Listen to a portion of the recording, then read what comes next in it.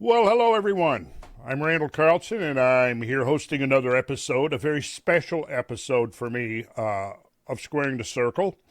As most of you know, I talk a lot about science and history, but I'm very heavy on the science, and I don't get to talk about one of my other favorite passions in life is art in its various forms and manifestations. But I think in this episode, I'm going to get a really satisfying dose of that because I have with me here this evening Sabin Howard, who is an amazing sculptor, and I have been the last few days really immersing myself in his work and becoming familiar with the things that he has created, the beauty that he has brought into this world, and the philosophy that is an intrinsic part of that process of bringing the attempts to bring beauty into the world. Hello, everyone. This is Mike Robertson, one of the producers of the STC podcast, here to bring you a little background on our guest today, Sabin Howard.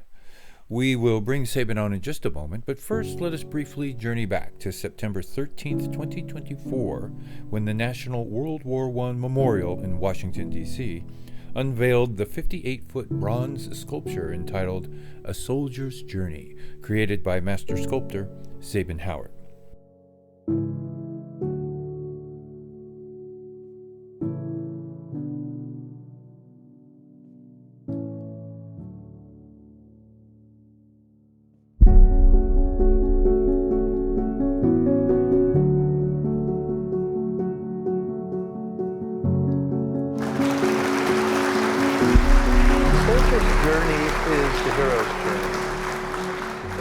Tells the story of a father, a soldier, and an allegory for the United States. Father leaves family, leaves his wife in service to country, and enters into battle. And in that battle, he's transformed, never to return. The final scene is that dad handing his daughter the helmet. She is the next generation. She is World War II. Tell us about the young girl at the beginning and at the end.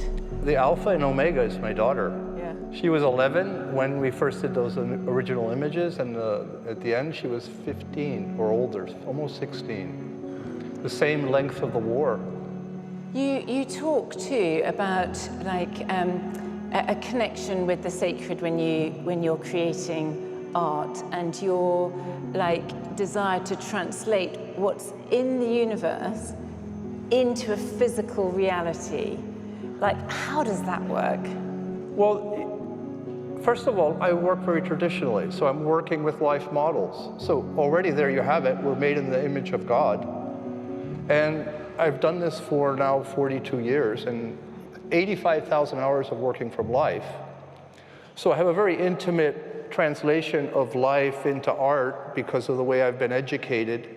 It's not just I'm looking at it and saying, how do I feel about it? It's a deep deduction that's scientific, it's spiritual, and it's based upon proportions and methodologies of design that came out of the Greeks and Romans and the Florentine system in the 1500s.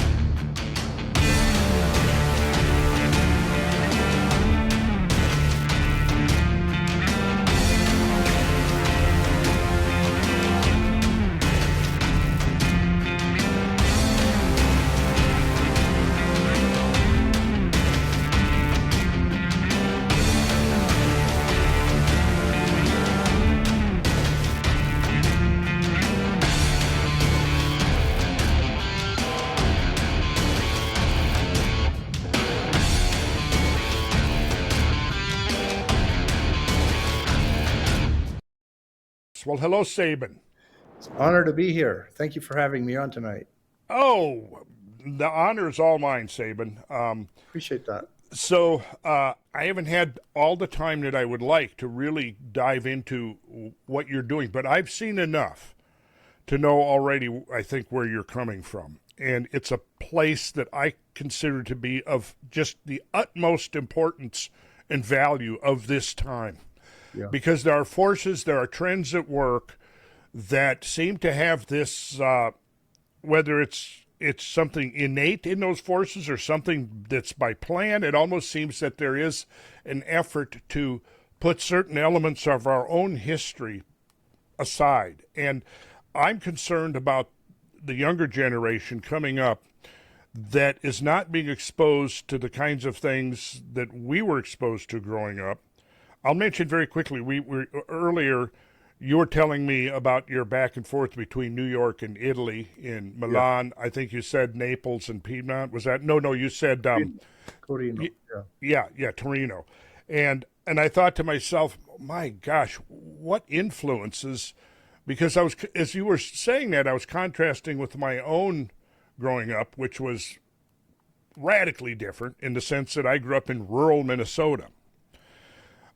But that had I realize now how profound that effect was of growing up in a rural environment in the Midwestern United States and being exposed to the wide open spaces, the rolling landscapes, the agricultural foundation of our economy, the big skies that you could see, the brilliant skies. And so I know from my own, coming into awareness in the 1950s and then becoming a young man by the late 1960s, and now looking back, how much those experiences really influenced my outlook. Yeah. And by contrast, I'm trying to imagine now what it was like for you to be surrounded by the history that you would have been seen presumably on a daily basis as part of your growing up years. Yeah, it's set my hard drive for life. And being bicultural, bilingual, you have more than one ways to skin a cat than if you have just one language in your the way that you perceive your reality. Mm-hmm. And Italy, for me, in 1963, my mother's Italian, and she couldn't get citizenship, so my dad and her went back to Italy. He'd met her in Italy, and he's American. And I end up spending the first 3 years of my life in Italy, and you're surrounded by something that's completely different energetically. And the form of what you saw, the environment is the philosophy of who we are as human beings. It's a visual splendor that comes, it's a tradition that you can go all the way back and you can go past that, but you can go back to the Greeks 2,000 years ago, and it's playing forward. And I'm in that, even though, Turin and Milan are pretty industrial and modern. And then all of a sudden it gets cut and we go back to the US. And now think about this, Vietnam War, and I'm in New York City, anti-war marches, veterans fighting with, people that are anti-war, academics, a lot of drugs, a lot of drugs. And I'm seeing this on the street. It's ugly. It's sheer terror for a little kid. And I'm not connecting, and you just got to deal. And so the one thing that I did learn was, okay, sky is the limit here. You can do anything you want. I don't have to do what my parents did, even as a little kid. And so I have this tradition and then this modernity, which is chaos. And put those together, and you got a sandwich that's who I am. And so I have a deep tie to the past. And I don't see it as archaeological. I see it as a form that we must play forward. And I see the greatness of what this country offers, the United States, in that agency, self-responsibility, and manifesting a vision are what is possible for every one of us. And so that's why I was able to do the World War I memorial. Mm-hmm. And yes, and I'm really beginning to just comprehend the scale and scope of what you've done there, because essentially from start to finish, it's a narrative. Yeah. It's a narrative. It's a story unfolding in Yeah. stone, if you and bronze. Okay, bronze. Okay, see, now that's an important detail that I would have known had I had another day of. But yes, that was very much my impression. Is that what this is? It's almost like a freeze frame on a specific period of time, which was very pivotal in our history. Yes. And I'm sure I got from your conversation with Mike Rowe that you were very attuned to that idea that this was like whatever it was, a tipping point, a threshold, that it was a turning point in history, not only American history, but world history. And I've looked at that sort of with disdain, and I'm often thinking, what could have been an alternative path if we had not gone down that road of history by getting involved in World War I? We're taking a little bit of a detour here to tell a story that I think is going to be valuable. I was coming down the stairs, and I think somebody just ahead of me had spilled a little bit. My foot hit it, slid out from under me, and I tumbled down 3 or 4 stairs to the bottom. I sure banged up my left knee. It was painful, but I was very relieved to remember that I happened to pack my CBD from the gods salve. And I was really grateful that I had remembered to do that. So that night I put some of the salve on, went to bed. Though I've being in the construction and building industry, I've had many falls and injuries and stuff, and I figured I'm going to be laid up with this for a month. We drove home. I think it was 3 to 4 days later. I continued applying the salve, and I would say within a week I was getting around pretty good. I always bring the oil when I travel, and I'm now, after this episode, I'm like, okay, I'm always going to have the salve with me too. Yeah. And the reverberations of that event, I mean, are obviously still with us. Yes. I mean, everything that came out of there that led up to, the rise of Hitlerism and World War II and the dragging of the United States into World War II, and then the Cold War outcome of that. I mean, we're still, in effect, playing out that narrative right now as we speak. Yeah. Yeah. And we're on an edge right now. And I don't see this as a Democrat-Republican battle. I see this as a spiritual battle. Mm-hmm. And I think of World War I as a demarcation in the sand that launched us towards the sense that we're all alienated beings, not unified under some divine order. And I became super apparent when I made the project. I was like, and there's an irony to this, because this project is, it's 60 feet long, 38 figures, weighs 25 tons. And there is such a amount of detail with you put 38 figures together. They're not 38 individual figures. That is a tableau of interdigitating souls. That is what I saw as humanity, and that is not what World War I is. It is the destruction of the sense that we are interdigitating and unified.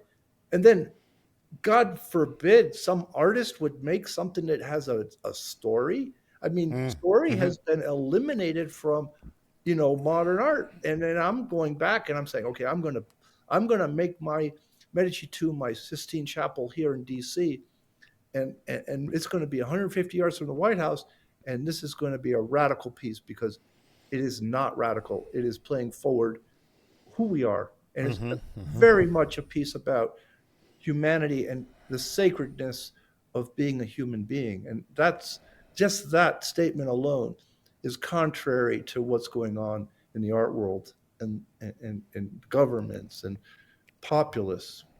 I suppose what's going on in the art world is a larger reflection of what's going on in society. And trying to constantly wrap my head around, like, how did we get here? How did we get to this space where there is such this overt divide? I mean, you could go back to the 1960s. I guess I'm a little older than you, because you were, I got that you were a child during the Vietnam War years. I was of prime age to be cannon fodder. And it was just by the luck of, I kind of almost considered an intervention by Providence that I was not thrown into the meat grinder over in Vietnam. But I was certainly out on the streets. I was against the war. I had, it was profoundly affected my generation. I had many friends and acquaintances that I had grown up with that were affected in many ways, all the way from extreme PTSD to suicides to, going over there and not coming back, or coming back wounded, maimed in some way, missing a limb. So, I mean, many of my contemporaries and my peers coming up, didn't. And it was solely because, and I've told the story, but it just, I'm not going to tell the whole story in detail, but it was basically that I got busted by a couple of corrupt cops and sucked into the legal system at the same time that I was getting called up for my draft physical. And so when I went down to the draft board for, to get determined whether I was fit to kill or be killed, I was a pending felon at the time. So apparently that made me undesirable. Oh, wow. Yeah.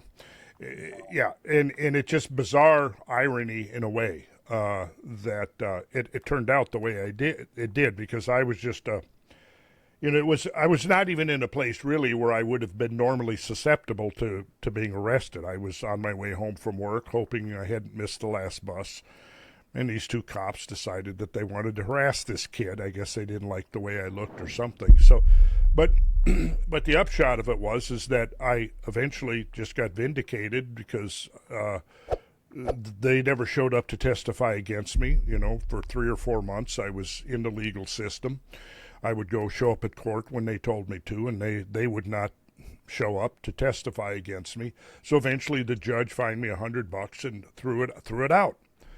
But in that interim, I went for my draft physical, and then not long after that, I remember I get the envelope in the mail, the letter in the mail, and I could see it was from Selective Service. And I thought, oh boy, now. So I opened it up, said I was 1Y, which classification meant that I was only suitable for military service in times of national emergency, which in effect I interpreted, and I think I'm still more or less correct, is that meant if we actually got invaded. Wow. So amazing. It was, yeah. So but the thing is it still affected me and does to this day, because I've had so many friends and acquaintances and peers and things that were much more directly affected by myself. And it kind of left me with I realized years later that it was sort of like a mild form almost of survivor's guilt. Yeah. And so I've had, I had a friend that came back and basically committed suicide by just living crazy, crashed his motorcycle at a high speed. But, he was always a good kid. There was one kid, Tom. We got out of high school. I hadn't seen him for a while, and I ran into somebody that was part of the local community there, and they knew the family. And I said, "Well, how's Tom? Is he back from Nam yet?" And they said, "Well, yeah, he's back, but he didn't come back alive." And I thought, oh my God. And then, I heard the story. He was a gunner in a helicopter that got shot down. What they sent back of his older brother wouldn't have even filled a shoebox. Wow. And I just, it was like, I thought about this kid, and, it hit me. Wow. So, yeah, I don't like war. I'm not a pacifist per se, but I attended the largest anti-Vietnam War demonstration throughout the course of the war, which was organized by the Vietnam Veterans Against the War in 1971. Right. And it was, the experience of seeing 1 million or more people descend on Washington, D.C. was definitely made an impact. And it was also the largest mass arrest in American history. They had no room in the jails. They had to take one of the baseball stadiums and wrap it in barbed wire because there was no other place to put all the arrestees. Yep. From where I was sitting, I could see everything. I could see the beatings, the brutality, the glee almost in some of the policemen's the joy that they were experiencing from beating people and dragging them forcefully, putting them onto buses, and it was those kinds of events. I mean, the whole Washington D.C. was like a war zone, and I'm sure just like with you, it's you have those kinds of experiences, and they kind of shape who you are. Yes. Your outlook on Very, things. very, very much. Yeah. It's it continued through where you get a war memorial, and then it's like, how do you make something that is not pro-war? And the Vietnam War shaped my reality, because it's one day I picked up the newspaper. That was my job as a 4-year-old, to pick up the newspaper in a hall, and there was the image of that naked Vietnamese young girl who had just been napalmed, and Yep. and behind her are a sister and a brother, and then there's the rear of that image are 2 soldiers bringing up the rear, and there are the clouds of war in the back, and a 4-year-old sees that, and it's shocking, and that is indelibly seared on my mind, and that is how I see war. It's the destruction of the human beings caught in the midst of the dehumanization. It's like no value for human beings, where you just throw them into the mix. And so you get this memorial for World War I, and then you go look at 22 million people are decimated, and then that's going to change the way we see ourselves. And it's still going on now. It's still happening now. We just don't hear about it in the press. It's like, this is how many people die in Ukraine in a week? 5,000 to 7,000 a week. I mean, and we're talking about blue hair and transgenders. I mean, come on, let's get this right. There's something wrong. There's something awry here, and so I have to make a sculpture to honor human beings, and I did. I made something that's about healing. And the next generation, because they're the ones that suffer the most. And I, it's like, well, obvious changes that have occurred. You mentioned the famous photograph. I'll think in a minute of what his name was, the photographer. He was killed over there, actually, in a helicopter crash. The photographer that took that picture of the young girl. And there was a boy in there, and like you said, you saw the soldiers bringing up the rear, and it was that photograph profoundly affected me. I remember when I first saw it, and see, back then, Sabin. If you are a honey connoisseur, you'll want to experience pure wave energized honey. It comes from the open pastures of the Grey Highlands, located in southern Ontario, Canada. The unique blend of nectar from wildflowers are a favorite for honeybees that pollinate open fields, farms, and forests within the Greater Golden Horseshoe Greenbelt. These bees produce one of the finest honeycombs in the world and are now under great stress. Pesticides are weakening the bee's immune system. It contributes to the growth of deadly pathogens. But there's a solution to that problem. This pure wave cell. It generates a quantum force field of spiral magnetic energy. It has been scientifically proven to deactivate pathogens. When placed inside a beehive, apiaries report an abundance of honey and healthy bees that survive Canada's frigid winters. The honey that comes from pure wave hives is raw, creamed, unpasteurized, and then energized using a special patented quantum technology.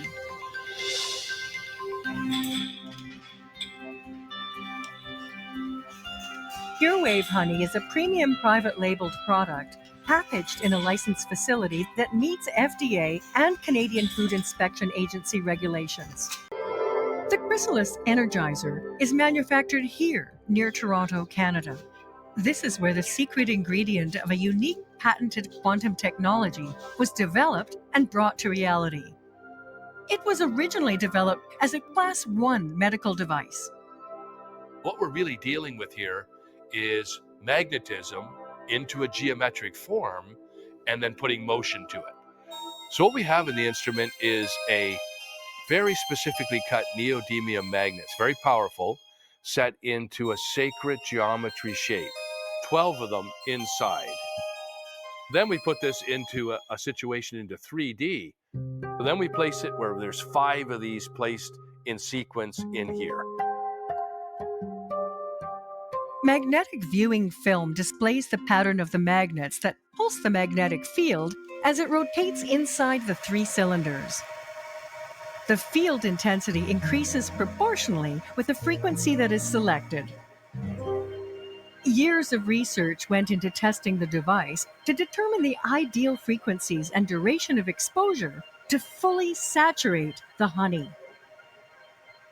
A magnetic probe attached to an oscilloscope shows the dominant frequency and the unique shape of the quantum wave. Electrography can be used to visualize the effect of the rotating magnetic field. A vial of honey is placed on the energizer.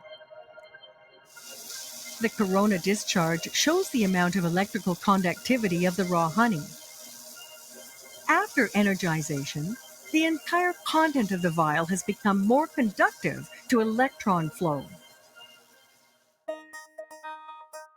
The electrographic image of the honey is used on the logo. We wanted to then draw from what we've configured into the instrument and put it into a standalone unit. And this is what we use to go in the beehives.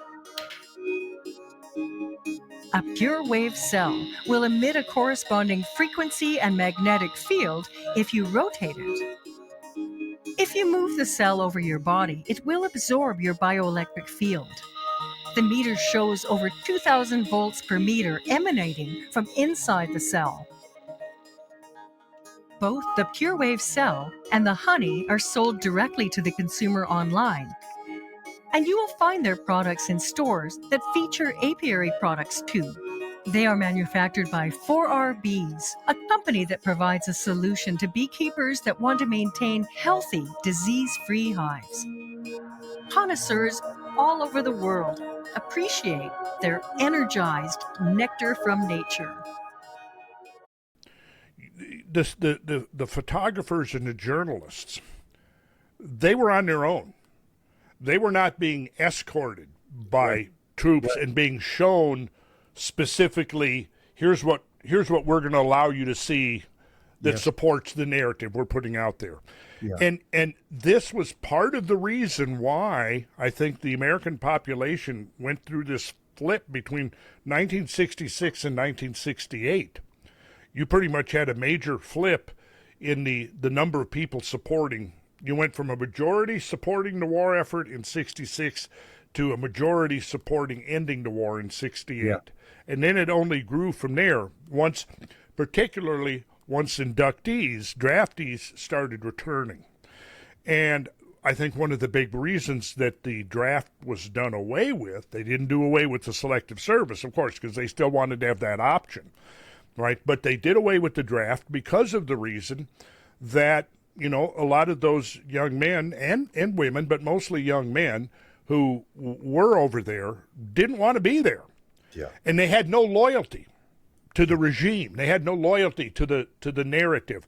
So they came back and they said, it's all bullshit. It's all bullshit.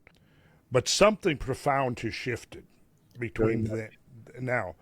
Very much. What are your thoughts on that? I mean, where do you see a major turning point? Do you see maybe a succession of points where you can say, point to it and go, okay, I think this was, like I kind of half jokingly and half seriously made the reference to disco, because suddenly disco, that the music that people are listening to, is not reflecting these larger philosophical concerns about life and death and freedom and oppression and those kind of themes that were such a major part of at least the music we were listening to. And of course, I think the artwork even reflected that as well. But would you see, because I'm still trying to wrap my head around how we got from there to where we're at now. I think there's one thing that we haven't talked about tonight, and it's technology. And Technology.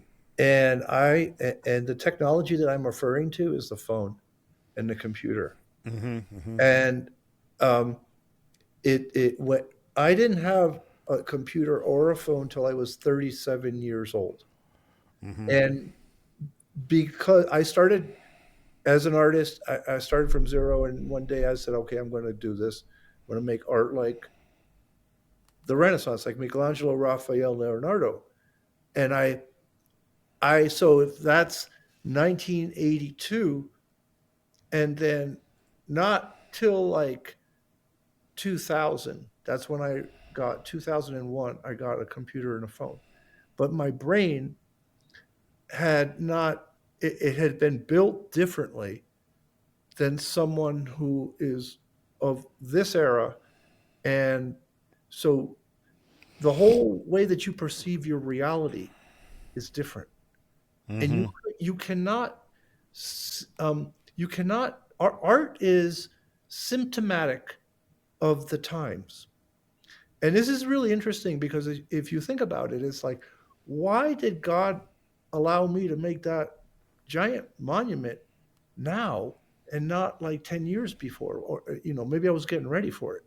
But the time that we are in right now, this moment, and I live also, the other thing, I live 18 miles away from where Charlie Kirk was assassinated. And Charlie Kirk he is completely he's the whole news cycle of all these young children, college kids, and I see this as a demarcation. This is a turning point. This is a turning point. And what happened from what I saw, because I see Vietnam differently today than when I was there as a young kid and saw the junkies in the middle of the median on Broadway. That was terrifying for a little kid. But there was this systemized destruction of norms, of things that were of tremendous value before. And you brought them up yourself. They were story, the history of our country. All of a sudden now that's in question.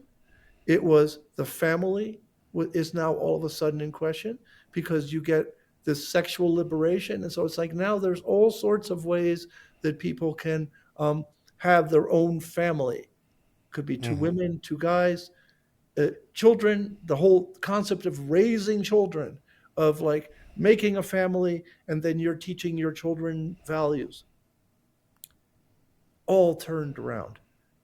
And then it's like story, like art. The podcast tonight, this is traditional. You're telling a story of what you went through as a human being and how it shaped you and how this interaction with other human beings allowed you to evolve. And that evolution, it's like, that's how you start to raise your consciousness. You go through shit in your life and you go through bumps, and you start to, you can either be a victim or you can say, okay, I accept it and I'm going to proceed. And that was supposed to happen because that was a test and a trial to make me become the person that will evolve. And I think that the way that we see ourselves again has changed. I think World War I is a moment, and I think the 60s are another moment, and I think we're at another crossroads right now. And there's this other thing that's come into the picture, which is AI, which I think is even the next level of the phone. And so then and that goes along with, I mean, I'm not trying not to go down the rabbit hole, but with COVID and the vaccine and then digital identification. It's like all these things. This is like Orwellian 1984. Yes. It is happening now. But bear with me.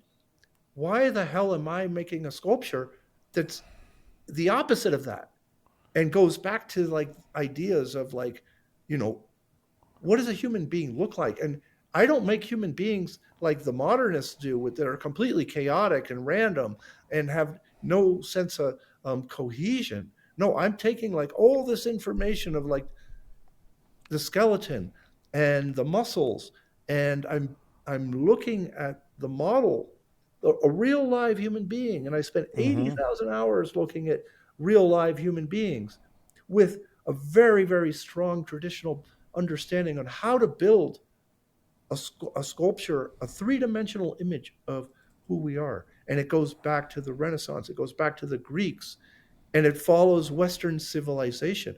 Why the hell is that happening now? Because there's a pushback. And so we've been in this really weird it's been weird since the 60s, but I think at this moment is the beginning of something that is it's moving in a different direction, because we are starting to see that there is an enemy, and the enemy is the barbarian is not at the gate. He's inside. He's inside the United States. He's inside all these other countries of Europe. It's this tearing down. And I see this as my job as a sculptor and an artist, is to build things. And I really loved hearing your story before, because it's about building something, not only physical, but spiritual, that has significance that goes beyond just the surface. And that is what is so impactful to me. And I have moved more towards God because of that. And also because Charlie Kirk got assassinated, I have moved more towards what is a meaning? How can I proceed through the fire if I'm an atheist? Because then everything is subjective. But if you believe in God, things become objective. And that, to sum it up, that's what happened to me beginning in World War I. Then it got ratcheted up in the 60s with Vietnam. Objective thought goes out the window. You throw the baby out with the bathwater, and now all of a sudden anything goes. You're okay, I'm okay.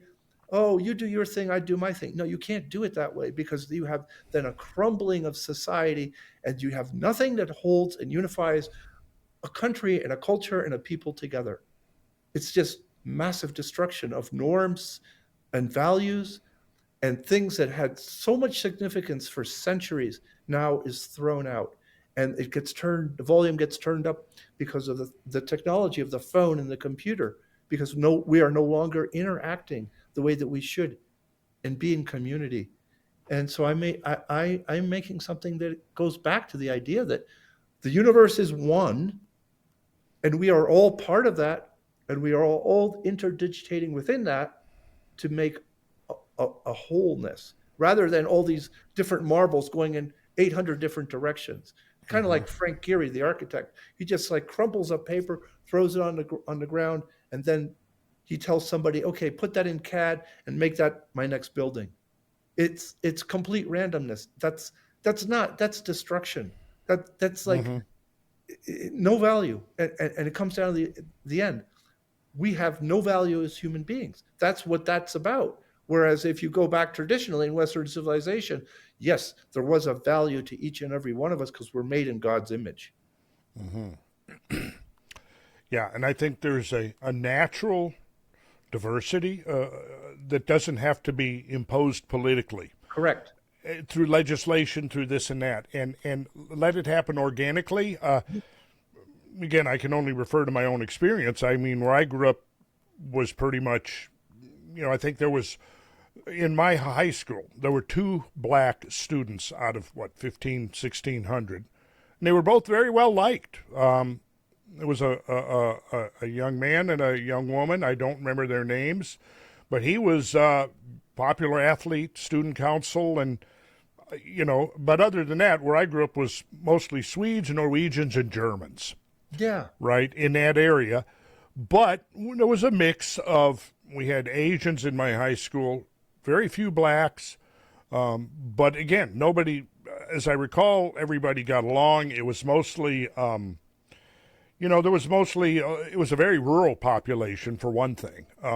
Like I mentioned earlier, we would get bused into school, and my father, when he was coming up, he was in the one-room schoolhouse generation until he got to high school, and then he started going to high school in one of the first mega schools ever built in the Minneapolis-St. Paul Twin Cities area. And I think he said, I don't remember, but 900 or 1,000 students in there. So they were being bussed in from downtown Minneapolis, from suburbia, and from rural areas, all being brought in under this one umbrella. And I think that was kind of a turning point after the Second World War, was this consolidation of the system, the educational system, and the federal control that began really in earnest after the Second World War to consolidate school districts to much larger high school. You didn't have high schools of 2,000 students prior to World War II. But it was during the 50s and 60s what the federal government pressured state governments to consolidate school districts with the penalty that if they didn't cooperate, the highway funds, because this is when the interstate system was being built in the U.S. with federal funds. And the deal that was offered was, okay, you're going to get hundreds of millions of dollars, presumably, in highway funds to build part of the interstate system, but you need to consolidate your many small, diversified, decentralized school districts under much bigger umbrellas, which I see as a turning point, which led to the federal involvement in education that didn't really much exist, at that point. And now, pretty much, I mean, the effect of the government's role in education is just in every aspect of it, controlling the curriculum and the storylines and all of that. And that has been one of those incremental type of changes you don't really notice because it's happening piecemeal, but it's accumulating over the decades. So, like in my... I remember very well going to high school. We had a rifle club, and there was boys and girls in the rifle club. And I remember prominently featured in our annual yearbook. Here's the rifle club, and the kids are there holding their rifles. Right? They would bring their rifles to school, to high school, put them in their locker because the rifle club is meeting after, and nobody thought anything of it. Yeah. And guess what? There was no school shootings. Yep. At all, So, like, in my mind, what has transpired? Okay, there was something very different now because that phenomena did not exist at all when I was coming up in school. It was unheard of. You couldn't even imagine such a thing. Yet here, we now have very intrusive government involvement in the schools, in the way young people are being treated and being, I think, medically anesthetized in a lot of cases if you exhibit anything that is now construed as, rebellious or whatever the terms they use now to indicate, I'm quite sure that if I was in middle school now, they would be trying to put me on some kind of drugs. Yeah. 100%. Yeah. I think you brought up a really important topic here. I was apolitical. I didn't really pay attention to politics till the last, really maybe 10 years. Mm-hmm. And I what really, really bothered me was, it affected what I do in my sector. So I want to just tag on to what you said. It's like government has gotten involved in all parts of life. Mm-hmm. And you got to think about it, because if government gets involved, it's not altruistic. It's more to control things and control the populace. Yes. And there was a moment as an artist, I went to the Metropolitan Museum of Art, and there were these two giant murals that were in the lobby. They were really big paintings, like 35 by 19, and by some Canadian artist. And they were completely woke. There was like this one guy in high heels and this flimsy, like red gown. Mm-hmm. It's like a tranny type outfit with all these boat people. And it was painted relatively realistically, and it was figurative. And it was shocking to me because it was a wake-up call. It was 2019. And I was like, what the hell is this? I came to the Met to look at the Egyptian stuff, the Renaissance stuff, the Greek stuff. And I always aspired to have my work, figurative sculpture, in the Met. And I saw that, and it was a shot to my heart because it was like, this is just plain wrong. Art is sacred, and why is the government, because I saw it as government ideology that this artist had gotten on board with, and then now he's like painting this crap, and then the Metropolitan Museum of Art actually put it up on their wall in the lobby. And I was like, it was like smoke's coming out of my ears, and I was just shocked.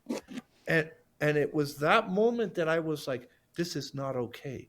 This is, something is really, really wrong here. And so, but I'm not one to say, okay, it's wrong, I got to accept it. I was like, how am I going to fight this?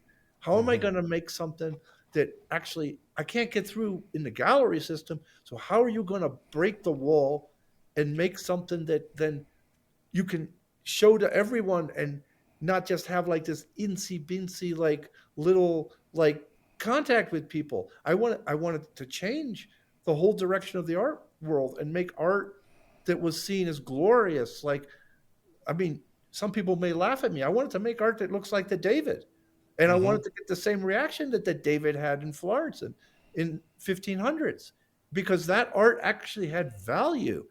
And I see art as something that's so critical to our culture, and it's been pushed to the side by most people because most art is crap, so nobody pays attention to it, because you'd have to have, marbles in your brain to think, oh, well, the art world is important. No, the art world has completely taken a nosedive into a cess pile. And I'm bringing this up because this is exactly what's happened in so many different other sectors of society. There's an ass backwards way of what you were bringing up in the school with the kids. When you went to school, there were Chinese, there were two blacks, but you didn't see them as black. They were just people. So it goes back to this whole thing of the government is dividing things up into boxes, and it's fracturing things. It's breaking things down. It's making them into all these little segments, and then they're trying to pigeonhole each and every one of us into categories. And you know what that does? It takes away our power as a country.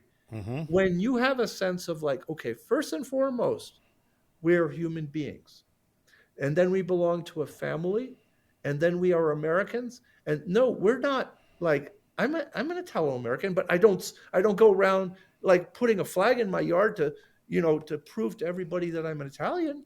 No, it's like, I don't need to do that. It's like, why the hell would I want to see your flag?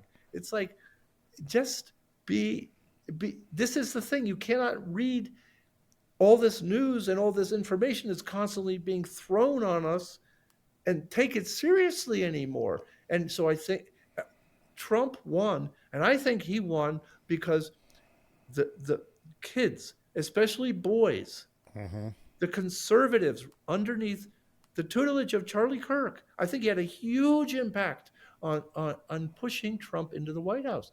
And Trump is taking us back to ideologies of the 80s. He loved the 80s, and he's bringing the 80s back, those ideas back to right now.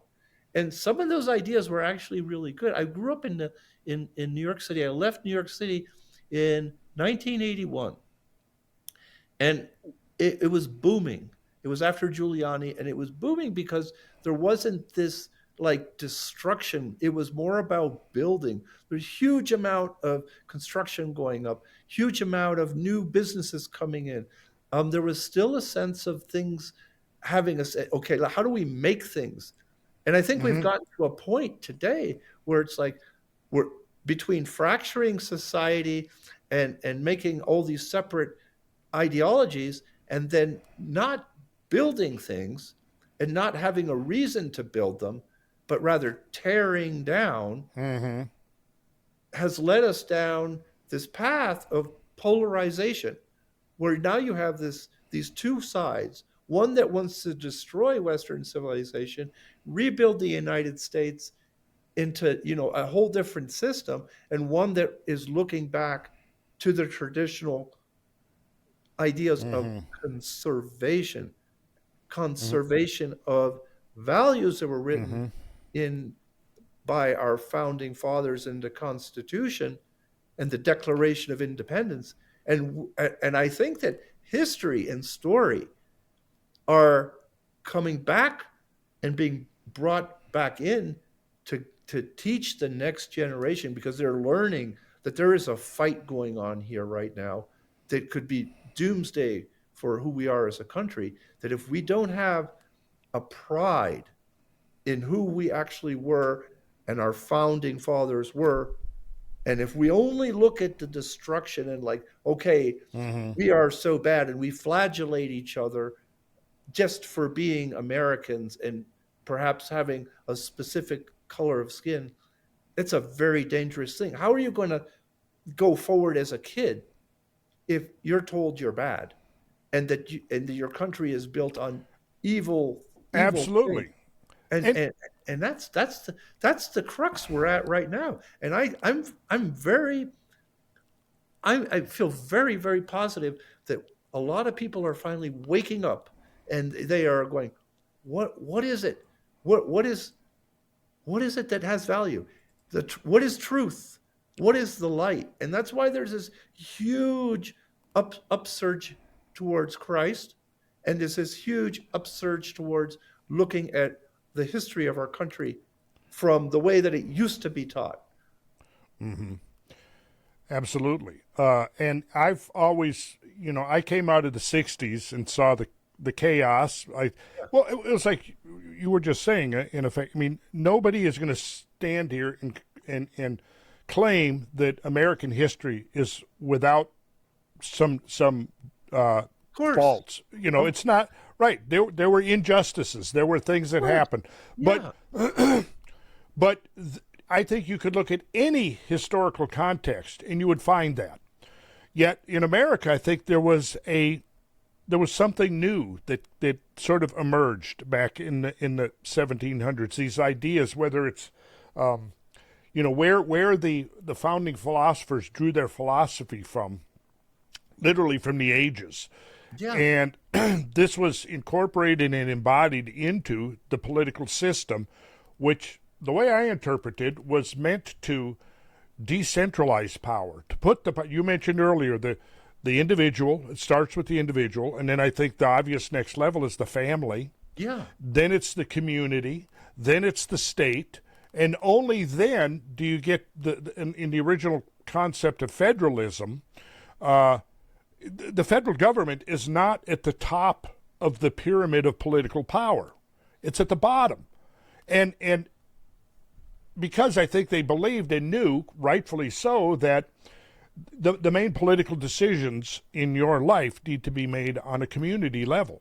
Yes. And then subordinate to that, you'd have the state level. And only then, subordinate to that, you have the federal level. But yet, in the original concept, the federal government is simply there to serve the needs of the state governments. Yes. And the whole progressive era of the early 20th century sort of flipped it all on its head. Yes. The idea that, in the original concept, the 17th Amendment, what that did. I don't know how much you've looked at that particular aspect of the American history that preceded World War I, that opened the doors, in my opinion, to World War I. The Federal Reserve Act gave the federal government control of the money supply. The 16th Amendment now allowed the government to come into the economic affairs, into the bank accounts, into the money matters of individuals. And then the 17th Amendment essentially took away the power of the state governments to choose the senators. See, because the idea is that the senators would go to Washington to represent their states, and they were chosen not by democratic election, but by by some means to be decided by the state legislative bodies themselves, how they had a high degree of autonomy, how they could choose the senators, send them to Washington, because the founding fathers in their wisdom knew that, okay, we will create the House on this side. They've got to run for re-election every 2 years, and they're there to represent I think, maybe it was Madison, I think, who used the term, the transient, how did he call it? The whims of a transient majority. That, people could be swayed by things that were happening and might lose sight of the foundation stones upon which a free society could be built. And the idea is that you create the Senate every 6 years, and they don't have to go out and campaign. They don't have to raise. If you look at American senatorial campaigns now, they're costing hundreds of millions of dollars. Yes. And so you're running for the Senate. You got to go out to raise that money. Yeah. Well, you essentially have to sell your soul. Right. And the original concept was to bypass all that. So the 17th Amendment basically defanged, in my opinion, the states, and completely subverted that flow, the natural organic flow from individual to family to community to state, and then only then did that, whatever was left over in the way of political power, passed on to the centralized federal government. And without income taxation, without the Federal Reserve, we probably wouldn't have been able to afford to get into World War I in the first place. That's how we paid for it. Yes, that's right. So part of what I'm trying to do is educate people about what happened between, say, 1776 and 1913. Yeah. Because that's, I think, where really a turning point occurred. And what happened then is political power began to flow, centralized towards Washington. And World War I served, we had the draft. It was Lincoln who gave us the first draft, but when Woodrow Wilson administration reinstated the draft, they were drawing upon Lincoln as a precedent. And then, that was when the first propaganda organs of the federal government got empowered. And I remember what was the Committee on the Citizens' Education. I don't remember the name of it. But yeah, they were empowered to essentially propagandize the American people into support of our intervention into the European War. Yeah. And that was ramped up again during World War II. And then in the aftermath of Vietnam, I think that was a big part of what the Vietnam syndrome is that we have to now control the narrative. So we're at that point, soldiers, journalists are not going to be independent. They're not going to be free to roam, to intervene, or to interview, rather, soldiers out on the battlefield. They're not going to be free. Everything's going to be vetted, and everything's going to be approved and censored before it goes out for public consumption. And that's what we've got now. Yeah. And all of that sort of came out in the aftermath of the Vietnam. And I think that in the aftermath of Vietnam, my memory of it is American people were, for the most part, sick of war. We were done with it. We don't want that anymore. But there was these factions that, for whatever their motives are, and that's still ultimately a big question mark in my mind, the motives of the small faction that have managed to entrench themselves right there at the very hub of the political and military machinery that is now sort of perpetuating these forever wars that we find ourselves engaged in. How do they manage that, and what's their ultimate objective? And I think ultimately the objective is, if we want to put it in fairly prosaic terms, is essentially just control of resources. There's a Malthusian idea, a Malthusian perspective that if whoever's got the biggest guns is going to be able to control the resources. Right in Ukraine right now, you may know this, but under the ground in eastern Ukraine, there's estimated to be 11, 12, 13 trillion dollars in natural resources. Yeah, well aware of that one. It's almost as if our country is shooting itself in the foot, because I think what differentiated us from the rest of the world is that you're born and you get to pick what you want to do with your God-given gift of life. You don't have to do what your parents did. You have a choice. And and one of the reasons is because we're an incredibly rich country, and at everybody's disposal are all these different ways of operating. Like it, there are so many different ways to be creative. Now, you don't have to be an artist. You want to run a business, and if you use some common sense and you work at it, and you educate yourself on how to do that, or even a carpenter, a plumber, an electrician, anything like that is the aspect of building. So that means that you're creative, that you have agency, that you are self-responsible. And that was one of the big tenets of our founding fathers, that you had this self-responsibility with the God-given gift of life. And so then if you take that away from the individual by overtaxing them, and you take them, you take, there's always this concept of like, oh, well, we'll just tax corporations more. Well, who do you think gets affected by that? It's the everyday consumer. The more the government steps in and the more that it takes, the more that the large corporation will charge for its products. And guess who gets to pay that extra money? The individual. So It's like this constant, we get taxed by, and from how many different places. It's like there's double, triple, quadruple taxing on our finances, that if you make $1 million, you're already going to pay 500,000 in. So this is what actually, it's a destruction of its citizens.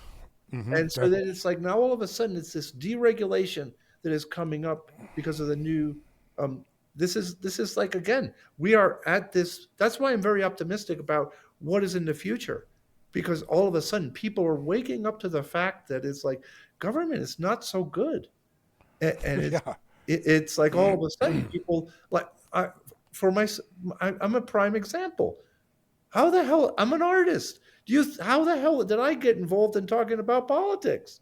It's like politics are a cesspool. They're downstream from art. It's like, and I'm talking about that, and I'm all of a sudden, I realized what you're making is incredibly political, because you're not buying into the victimization. You're building something that's all about heroism and agency, and like stepping up to the plate and going for it. And that's the project is even that. It's like, yeah, I'm going to do this. I'm going to break through the agencies in Washington. I don't give a damn if they're not going to stop me. We're going to bust down that wall. It's like people are beginning to step up and revolt in a very, very positive way by being self-responsible and looking at like, how can I improve myself individually to take the next steps so I can make my family more secure. I can make my life have more meaning. And then the other side is like, well, we want to be taken care of. As soon as you get taken care of, you hand over your soul. And now you are saying, I don't want to be empowered. I want someone to take care of me. And this is, we're at a crux.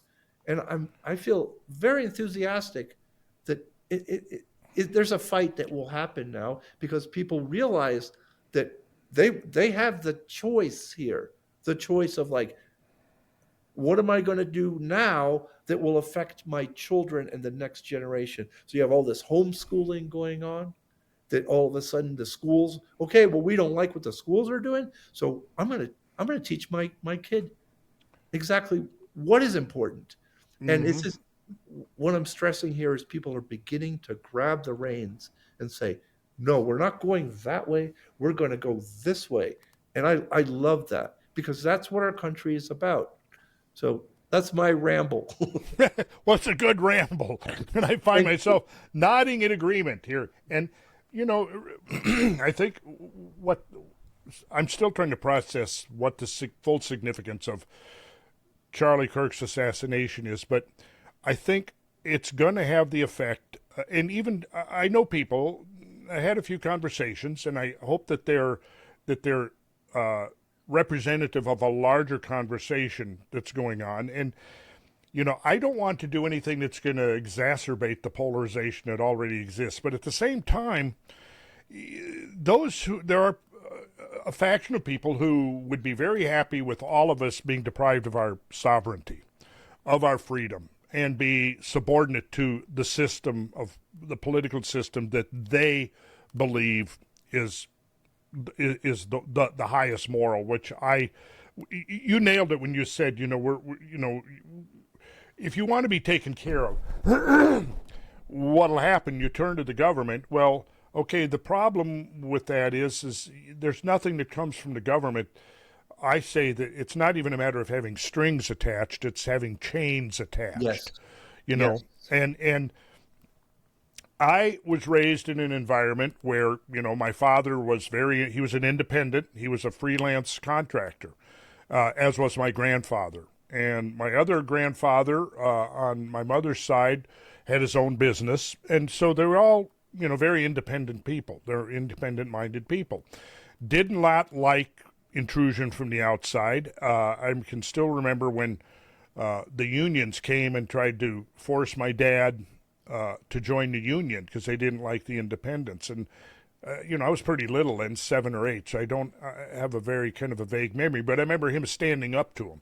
And I thought, wow, that's my dad, When my first day of kindergarten, I remember coming in there and the teacher going, okay, I want everybody we'll go around the room and everybody, just stand up or I don't remember if we stood up or not, but, tell the class what you want to be when you grow up.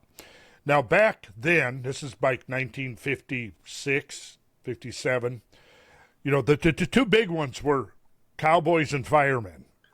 You go around, I want to be a cowboy, I suppose because, these kids were watching all the proliferation of cowboy shows on television. Well, it got to me, and I said, well, I just want to be a regular guy like my dad. So that was, I had to me, he was just like the everyman, I never didn't even think of that. What he did was especially, he was a highly accomplished carpenter, and growing up, he built most of the houses, several of the houses that we lived in, he was building them as we were living in them, so I was around him and my grandfather all the time, and my grandfather was of the generation that he came up using all hand tools. And then my father, he was in World War II, but he was being trained as a crewman aboard one of the PT boats, and would have seen action, but the war was over just in the nick of time, so he didn't see action. But he came out, joined forces with my grandfather, and they became Carlson and Son. I don't know, they were building houses primarily because post-war housing boom, right? Yeah. And I remember my dad telling me, our grandpa, we couldn't pronounce the word grandpa when we were kids, and it came out as Pumpa somehow. So he was known then from that point on as Pumpa. So my dad telling us, Pumpa, he didn't want to switch over to power tools. Because for whatever 30 years or whatever or more, he'd been using the old-fashioned bit and brace, the crosscut saw, the rip saw, all the hand tools, right? Now, my dad is the next generation, and, we're shifting over to power tools. And my grandfather was afraid that, well, if we go to power tools, that's going to, it's going to compromise the craftsmanship of working, much more intimately when you have to, and he used to, show off to us kids. He had he used to do his bicep, and he could make his bicep. He had this on his right arm, this huge bicep, right? Because of those years of sawing by hand and swinging his hammer and all of that. But eventually he made the change, and when I grew up and came, power tools were already being used, but we still used a lot of hand tools for things. But then one by one, I could see, particularly in the 80s, it really accelerated where. We switched from, I remember when the pneumatic nailers came along. Yeah. So we weren't swinging hammers anymore, pretty much. We were using pneumatic nailers. And then, I call myself, I was a hippie carpenter, had my pickup truck with my tools. I would go around. I was freelancing until my younger brother showed up in Georgia, and we decided we were getting a lot of calls, people, wanting to hire us for things. And so we took on an assistant and two assistants, but we were still like, boy, we could do this. If we had a couple more people, we could do this big job here. But in order to do this big job, we have to have a permit. We have to get a building permit. It's not like I'm building a deck in somebody's backyard or something. Or turning their basement into an apartment or whatever it happened to be. So then we thought, okay, well, then the next step is if we're going to get permits, we have to be incorporated and actually have a business license. So we made the decision to go that route. Then I discovered, okay, this is the 83, 84, right in there. And now I've been 13, 14 years working just as an independent. So I could oftentimes work, I could get a job, work for a week, work hard, go there 12 hours a day, get it done, get paid, and then I'd take a week off. And during that week off, I'm in the library and I'm studying. I have several thousand books that go back before that era. So I was very interested in scholarship. Yeah. I wanted to learn. I was set out about the time of my 18th birthday. I remember I had a journal. I've still got it. I wrote in my journal that one of my goals in life was to become an educated man. I was going to become an educated man. So I began to study and immerse myself in all kinds of things. And I started out, coming out of the 60s, I got very interested in spirituality because of the experiences I had using psychedelic drugs and things like that, which when I first went into it, had no idea, thinking, yeah, let's, do whatever, eat some mescaline or LSD or whatever, and you party. Well, the first time, it was like I had a religious conversion. Yeah. I thought, okay, this is not what I expected. And I then immersed myself into culture for about a year or two until it degenerated. Mm-hmm. And it did. It degenerated very quickly from, say, 1967, 68 into like 1971, 72 with the harder drugs and all of that. But by that time, I had moved on, and I was very interested in spirituality. So I, just by the luck of the draw or whatever, my life brought me into contact with some very interesting people. So I studied for 3 years with a Brahmin priest. He was a Hindu Sanskrit professor at the University of Minnesota, but he taught yoga philosophy on the side, Sanskrit philosophy. He was a Sanskrit professor. He taught Vedic philosophy. So under his tutelage, I read the Upanishads and the Mahabharata and those kind of books. Through him, I then also met and was able to study for 2 years with a Himalayan Swami. I then came to Georgia and I met a dervish, a Sufi. And so I'm going through all of this and reading these texts and getting exposed to these ideas. And then somewhere around the mid-70s, I sort of came full circle and realized that there was a whole rich spiritual tradition to the Western philosophy that manifested in various ways. And so I kind of came full circle, but by coming back to Western spirituality, I had this lens, this perspective I had seen from these various points of view. And I began to get, because I pretty much rejected, my father was, I wouldn't call him an atheist, I'd call him an agnostic. Yes. My grandparents on my mother's side were Southern Baptists. So they were, my parents got divorced in 1960 when I was 9 years old. So I was uprooted from this rural Minnesota environment with Swedes and Norwegians and Germans primarily, and we moved to where my mother came from, which was Louisiana. And we lived in small town Louisiana. Wow. And that was somewhat of a culture shock. Yeah, that's really an uprooting. It was, yeah. I quickly adapted, though, but, I now have clear memories because that was summer of 1960. So I have clear memories of, segregation, all of that. I can remember very well the you go to the gas station and there would be they had 3 bathrooms. You had whites, you had male, female, and colored. Yeah. You had 2 drinking fountains. Black people had their own movie theaters. I can still remember one time because we'd go to the Saturday matinee and it was a quarter. You'd go there and they'd usually have a double feature, right? And you'd go there and it was a quarter. And then I found out that over at the Rex Theater, hey, the tickets are only 15 cents. Said, why don't we go to the Rex? And I think probably my mother or somebody then said, well, that's where the colored people go. Oh, but, you know, I was around quite a few black people. My grandmother and grandfather, my grandfather had created a successful lumber brokerage business. He was a lumber broker.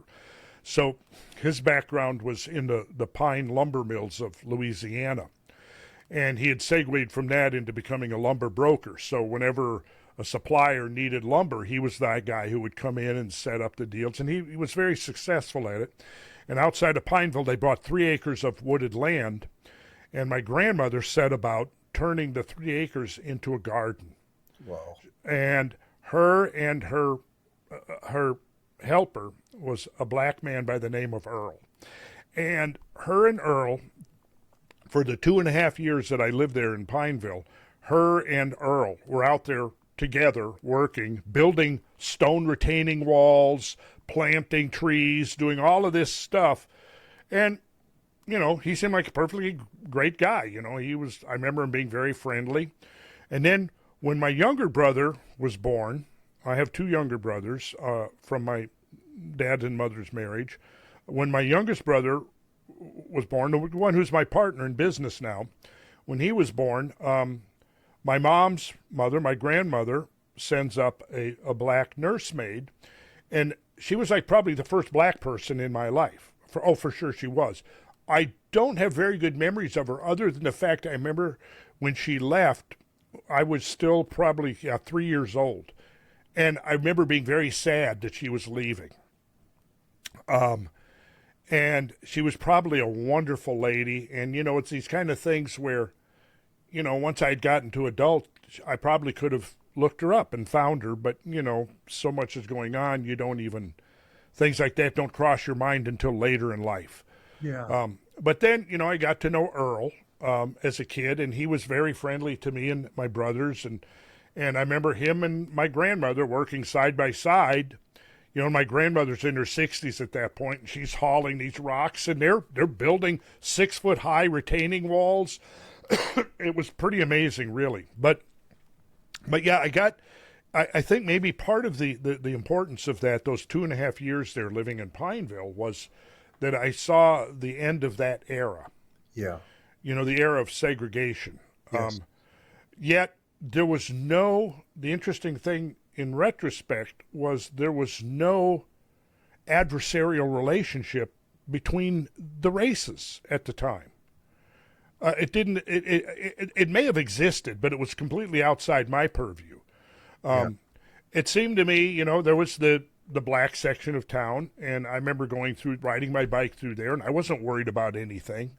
You know, I'm 9-10 years old out riding my bicycle, and wasn't concerned that I was going to get accosted or anything like that at all. Not to say that things were harmonious, because clearly they weren't. There were issues, but I don't think that we have really evolved in that time to where, you know, the problems now, we've got a whole new set of generational problems. Yeah. And I think the whole tactic of divide is being used racially, it's being used sexually, it's being used politically, philosophically, and it doesn't seem to me that that's just happening randomly. No, it's not. It seems to me like it is very much part of an agenda. Yep. Yeah. Very, very true. Very true what you're saying. Yeah. That was my impression anyway. But then, you know, I moved back to Minnesota, moved back out in the same area that we lived in rural Minnesota, that is now starting to show the first signs of some development. My best friend growing up, he was it was a German farm family. He was the youngest boy in the family. They were family of 10 kids. They were our nearest neighbor. So we were the same age. I grew up, my dad we were not farmers, but all of our neighbors were farmers. We lived on, you mentioned the word crossroads, and I've always had that kind of this iconic image of the crossroad. We lived on Schmidt's Crossroad. And we bought our property from Carl Schmidt, our nearest neighbor to the north, a farmer, and our nearest neighbor to the south was his brother. I don't remember what his first name was, but it was Schmidt. And we had property on Schmidt Lake. So we had Schmidt's Crossroad, the two Schmidt brothers, Schmidt Lake, and then one of the brothers owned a tavern up at the end of Schmidt's Crossroad called Schmidt's Tavern. And we'd ride our bikes up there, with 10 cents and buy the Slim Jim meat sticks, if you remember those. Yes, I do. That was a big deal. Hey, man, I got 10 cents. Let's ride up. Yeah. But it was just such a different life. Like you said, you were 37 years old when you had your first computer. Yeah. Right? And I started thinking, okay, I think we got our first computer was 1989. And we got it as a final payment for a job that we had done because we do an invoice and I'm at a typewriter. Yeah. And I thought it was a big deal. I got an electric typewriter. I could type up an invoice. Right. Right? So then we did this job for this computer nerd, and for the final payment, he built us a computer. And this is 89 or 90, so I would have been like 38, maybe 39, right? So like you, I had decades of life. Right, without that. Without that. Yeah, without that at all. And not the phone. I still remember when we made that big technological evolutionary leap to getting pagers, that you would have a pager hooked to your belt. I remember that. Yeah.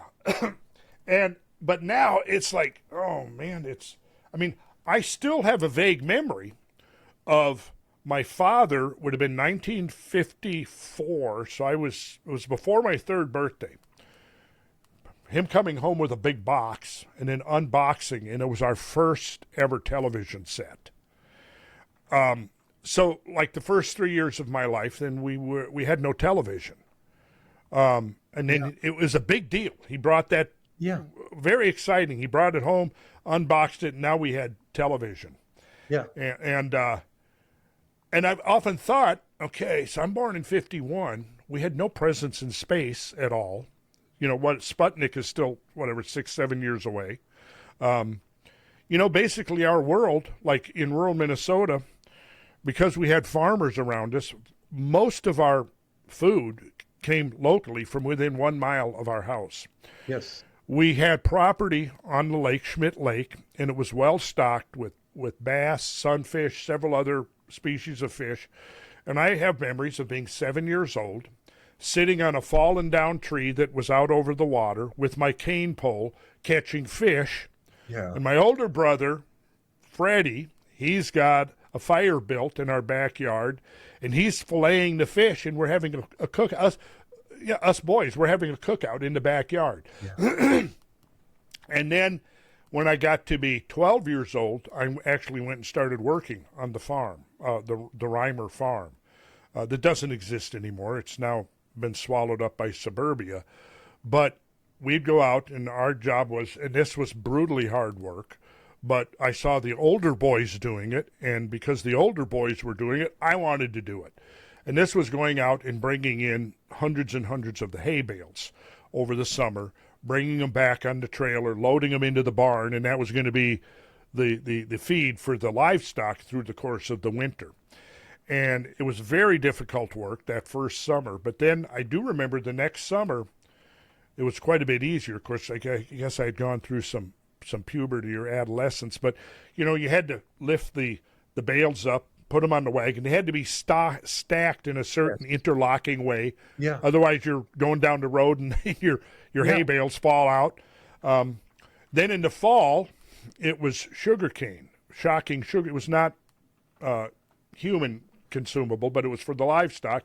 And we'd go out and we'd bring in the sheaves of the sugar cane, the shocking the sugar cane, it was called. And the farmer would go out there and he would cut the sugar cane in the fields, and then we'd go and we'd wrap them into bundles and stack them almost teepee-like fashion. Then us boys would be like 14, 15. We'd come in, my friend Henry, who was the farm kid, he would be driving the tractor.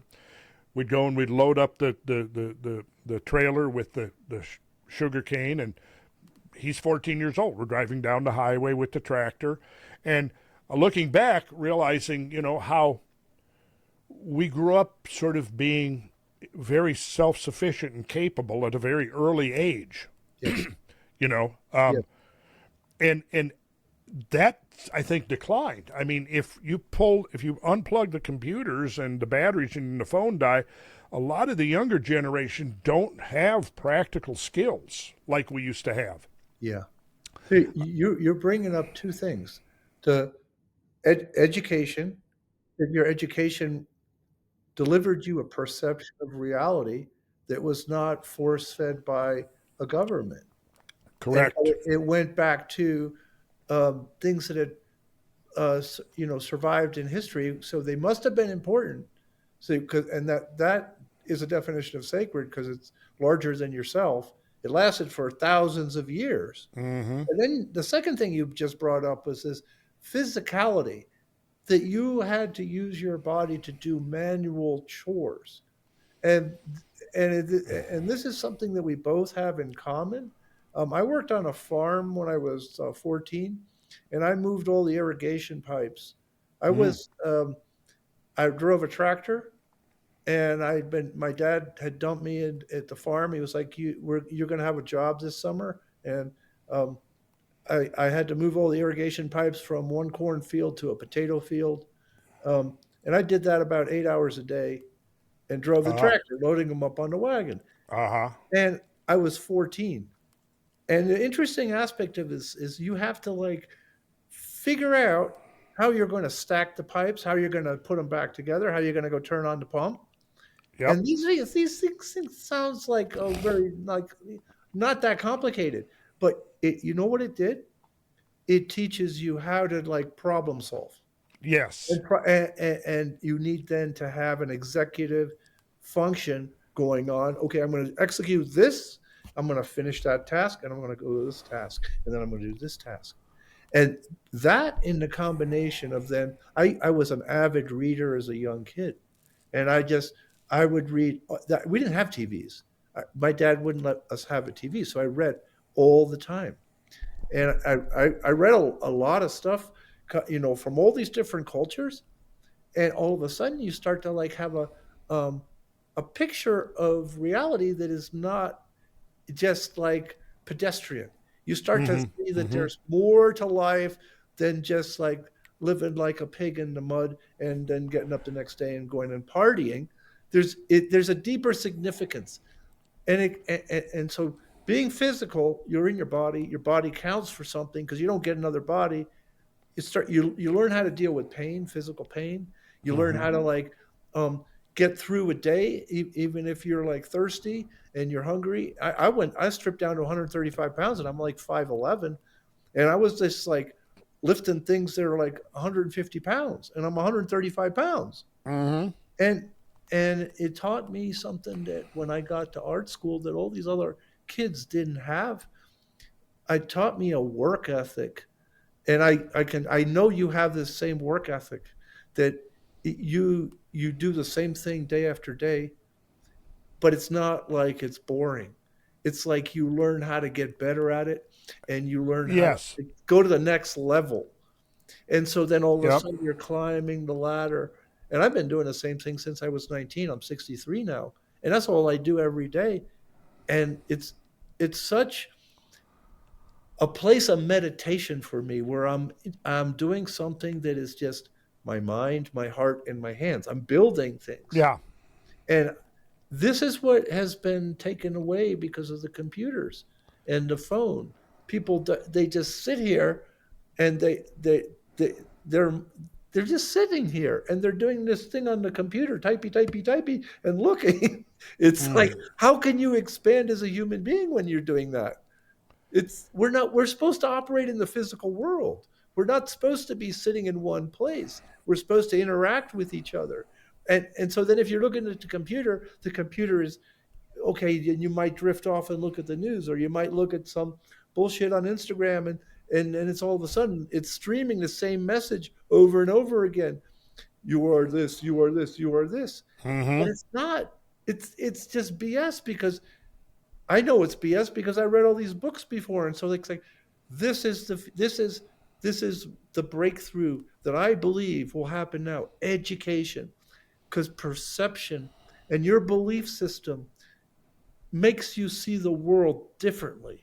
And if you don't have the education, you don't have a belief system, and then you won't see those things. And then so you won't see how deep and how incredible the planet is, and how incredible there are all these miracles happening. And so I keep going back to the same thing. This is not chaos. There's no way you could be thinking of the human body, or the way the tide goes in and out, or the way the sun rises and it's in a different place every morning when it comes up. It moves towards, the west. It moves from east to west, and it moves from south to north. And it's an incredible thing. I mean, do people know that the earth is like this, for it to happen, for us to be alive, it involves millions of little things. Yes. Like the Earth's axis, or how close we are to the sun, and how much the wind is. So we don't live in this gale force environment. Right. The presence of the moon. Yeah. These are all things that I grew up because I was in nature, even though I'm in New York City, and so I became aware that, and you know what it does? It gets rid of the narcissism of the ego, and all of a sudden you start seeing, oh, I'm part of something way bigger than myself. So you want to learn more, and so then it's like, I think that there's something very evil about the computer, but there's also something very, very wonderful. If you use it correctly, you can find the information that will elevate your consciousness. And that's the only purpose that you have as a human being, is to grow in consciousness and develop and proceed to a higher level of being. And you're supposed to procreate, and you're supposed to learn how to become a better person. And you're supposed to leave the planet in a better place than when you came in. And these are all things that I think are making a major, major comeback. And look at how your podcast, how well it's doing, because you are speaking about those very things.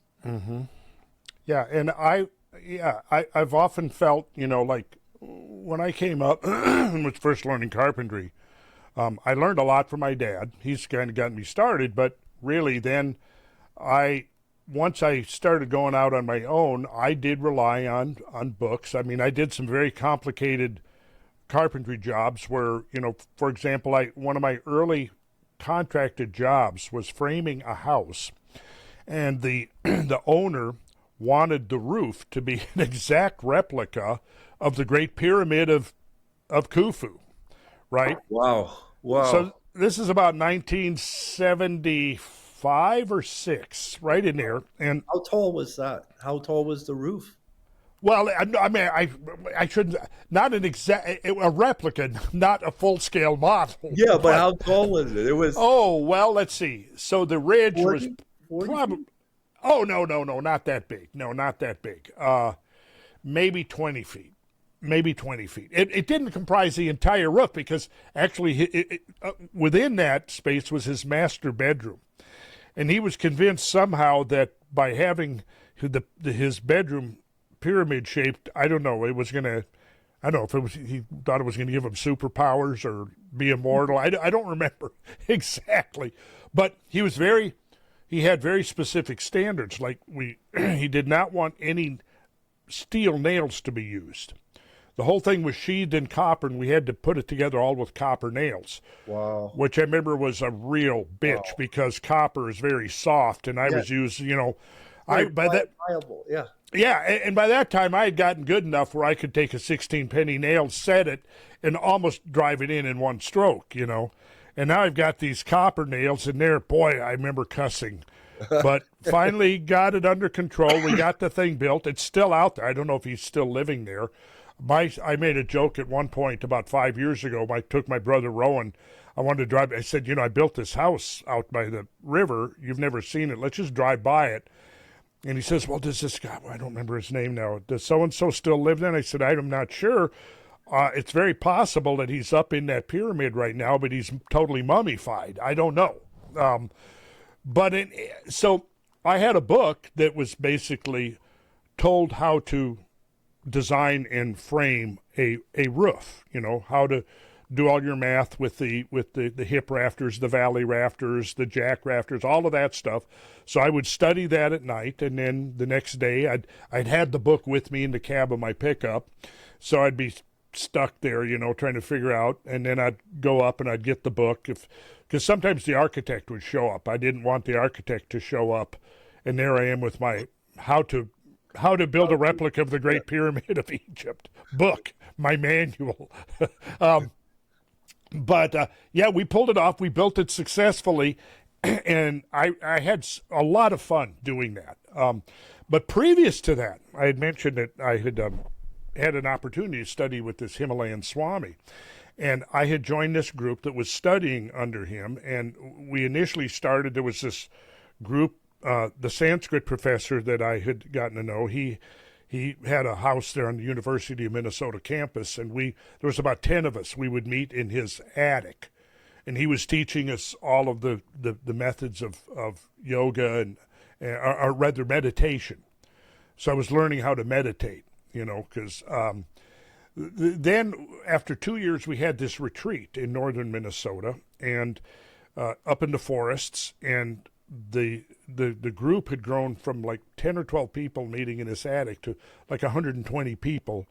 And so we bought this piece of property up in the woods of northern Minnesota and to use for retreats. And one of the architects in the group designed a couple of Buckminster Fuller domes. You probably remember the geodesic domes, right? They were very popular for a while, except that nobody could figure out how to keep them from leaking. So they kind of... all those joints, yeah. Yeah.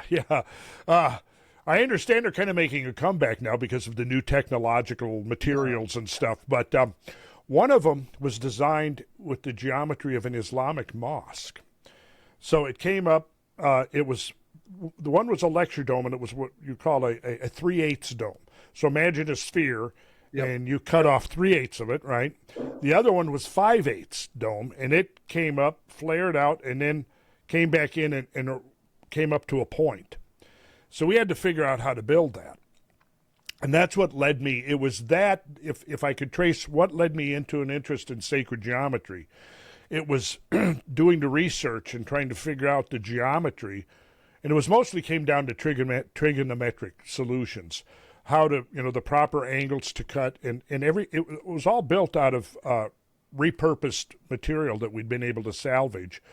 And everything was pre-cut. And then we drilled, if you picture a 2x4 and you drill, a 3/4 inch hole through the long width of it, and then we used a steel strap bander and 4-inch black PVC plumbing pipe to put everything together. But it all had to be, and because of this spire, it was not uniform. So you had to cut a bunch of different angles to get this thing. So then the next year, this was summer of 72, and then in 73, a book came out called Shelter.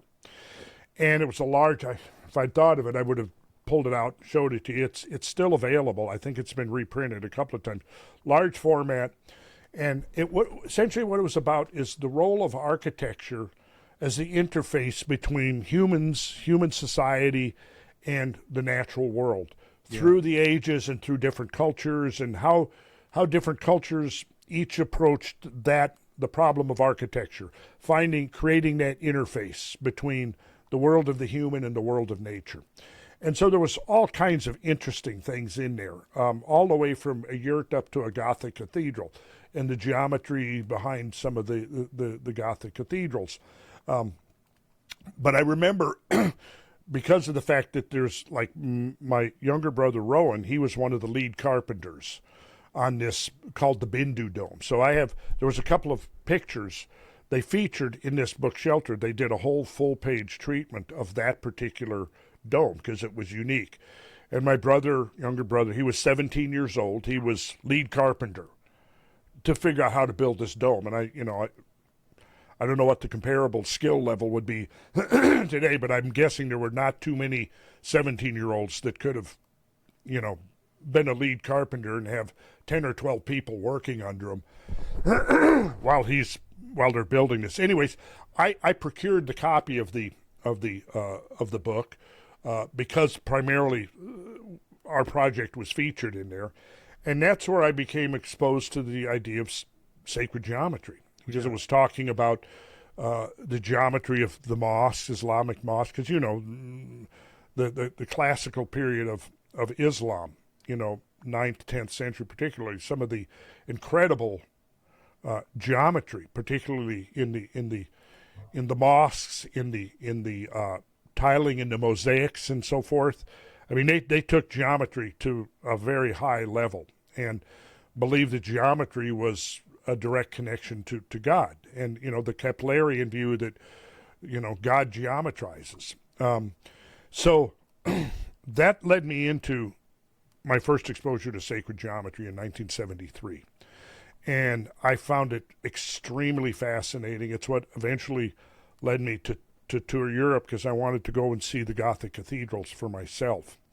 And I was pretty much blown away. And, when you stand there and you look at a Gothic cathedral and you're looking at that ogival vault, the elegant geometry and the structural system, Yeah. whereby, this almost quantum leap from Romanesque to Gothic, Yes. where the squat, heavy, vertical compressive elements are now replaced with these light, airy, tensile elements, and bringing the light in, and the whole phenomenon of the Gothic cathedral still blows my mind. I visited Amiens, Reims, Chartres, some of the smaller ones, blown away by just thinking, for example, about, how did the Masons do this? Well, when you're laying up the ogival vault, it's all done with formwork, of course. So one of the unsung craftsmen of the Gothic cathedrals were the carpenters that knew how to build this formwork, which, of course, is then all removed afterwards. So you don't get to see that incredible work. The sculptural programs I found phenomenal. Standing there at the west entrance to Chartres, looking at that facade of Abraham with Isaac, of Melchizedek holding the Grail cup as a ciborium. I'm there looking at that. This is later. I'm now in my 30s when I finally got over there, but I'm looking at that there and I'm going, okay, there's depths of meaning to this. Yes. There are layers. This whole facade here, this sculptural program, is telling a story.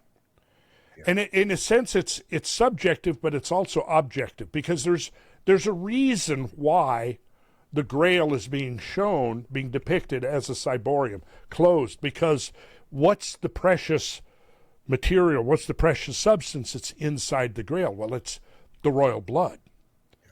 Yeah. And there, I think that there is a scientific secret in that idea of the royal blood, and that Jesus was part of a lineage.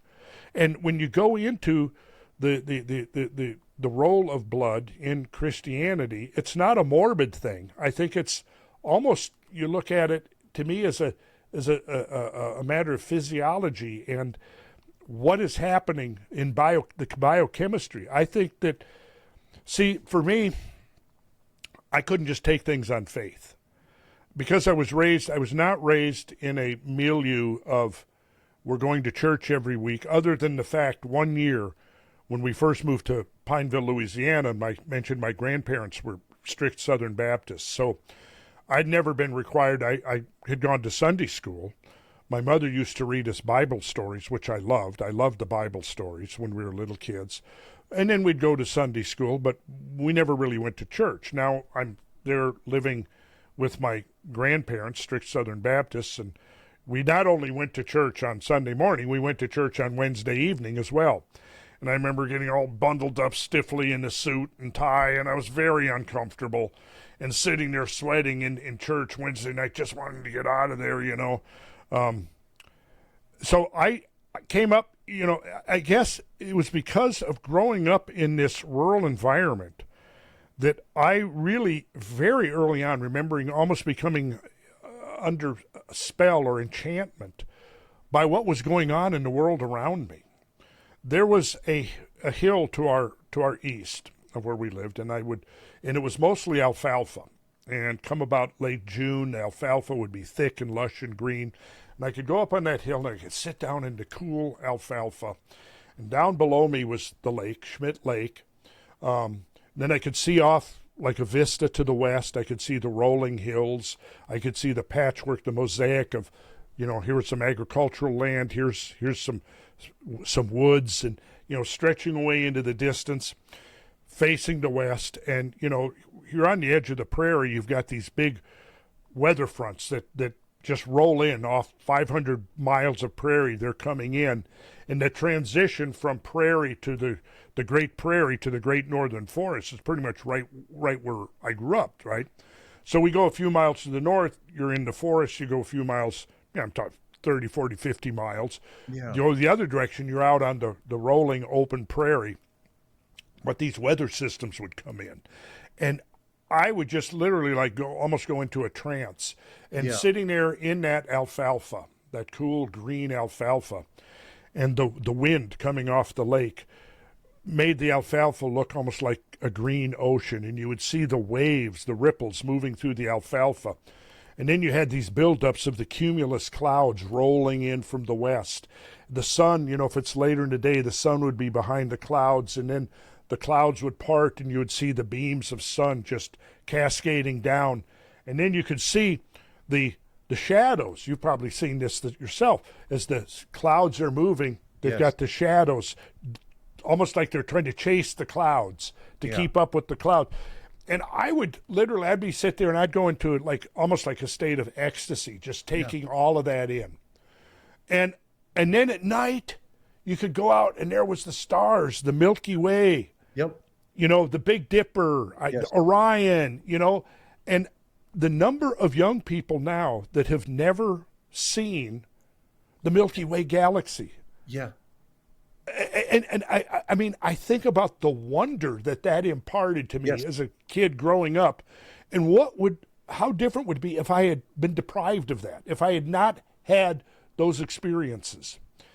I think we need to bring that back. We need to start introducing young people to the wonders of nature and the world that we inhabit, and try to reconnect them with the real. Yeah. That we had experience of, that so many of them now are deprived of.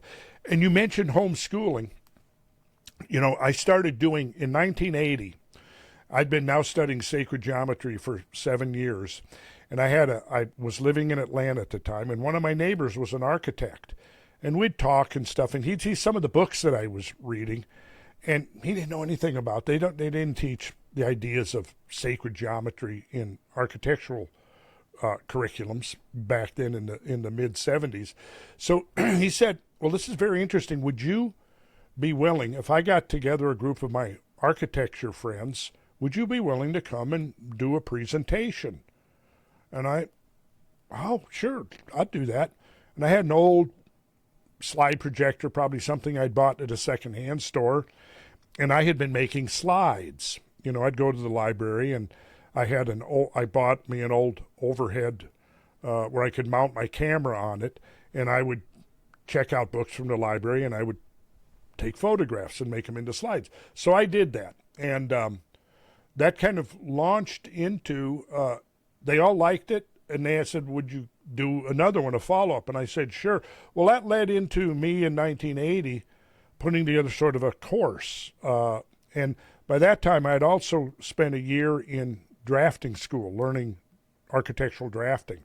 So I'd learned how to use the compass and to do all the drawings. So I said, okay, well, I'm going to go back to sort of the old way, the Pythagorean way. I love it. I love yeah. it. Yeah. So I started then, and there's been a few interruptions, but I've never stopped. I've kept going with it, and then in about 1995, I knew this fella, and he came up, and he knew I'd been doing programs for adults, and he said, I am working with the Waldorf School, and at the time they did not go beyond 8th grade in Lamb. There was no Waldorf High School. And he said, they all graduated last year, but there's a bunch of them now that are, didn't want to send the kids to public school. So they hired me to be a main lesson instructor, and he had leased a classroom in a small church that was being underutilized. So he asked me if I would be willing to come in and do a program in geometry with these kids. And it was a little slow at the time, and I said, sure, and then he said, and I can get you paid for it. And okay, well, that sounds cool. So I went in there, and it was March 1995, and I did, I think, 2 classes one week and followed up by 2 more the next week. And I had all the kids. In fact, I have a picture right here of that first little class I had of 6 kids, I think it was. And so we did the 2 weeks, and then I thought, okay, that's it. And then a few days go by, and my friend, his name was Brad, he calls me, and he says, the kids were wondering if you would come back and do some more geometry. And of course, what my approach was to combine art and geometry. So I had the kids, they were drawing and coloring, and, we'd draw the shapes, and then I'd have them coloring in, and, then I sort of gently segued from that into now what's an equation, and talking about the Pythagorean formula, and, gently going in that way. Well, so I agreed to do another 2 weeks, did it, over with. What happens? Brad calls me and says, well, the kids were wondering, they really were having fun. Would you consider? And I thought, well, yeah, okay. And so I did. And then I ended up getting talked into finishing. I ended up finishing the year. We get up to Memorial Day, and so I ended up going from March to the end of the year. Wow. And I had a lot of fun with it.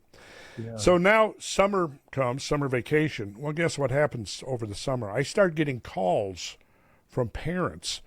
The word had gotten around. And these kids go back to their friends and their peers and, we had this really fun program of learning geometry. And so I ended up now organizing programs for homeschool kids for the next 15 years. Wow. And I had, Wow. I don't know, 120 kids or so come through. One year, I had 3 boys. One of the young boys he had some kind of a thyroid problem, and he was getting treated with steroids. And it had stunted his growth, and I don't remember what exactly his medical condition was, but on several occasions he had medical crisis and had to be rushed to the hospital. And his name was Mark. He was a really brilliant young kid. Really enjoyed him a lot. But he came to me one day and said that he was wanted to enter a science fair contest, and he had an idea. And he had been studying these air-cushioned, high-speed Japanese trains. And he said that the worst part of his experience going to the hospital was being put on the gurney, put in the ambulance, hauled to the hospital, and then being taken up to the room.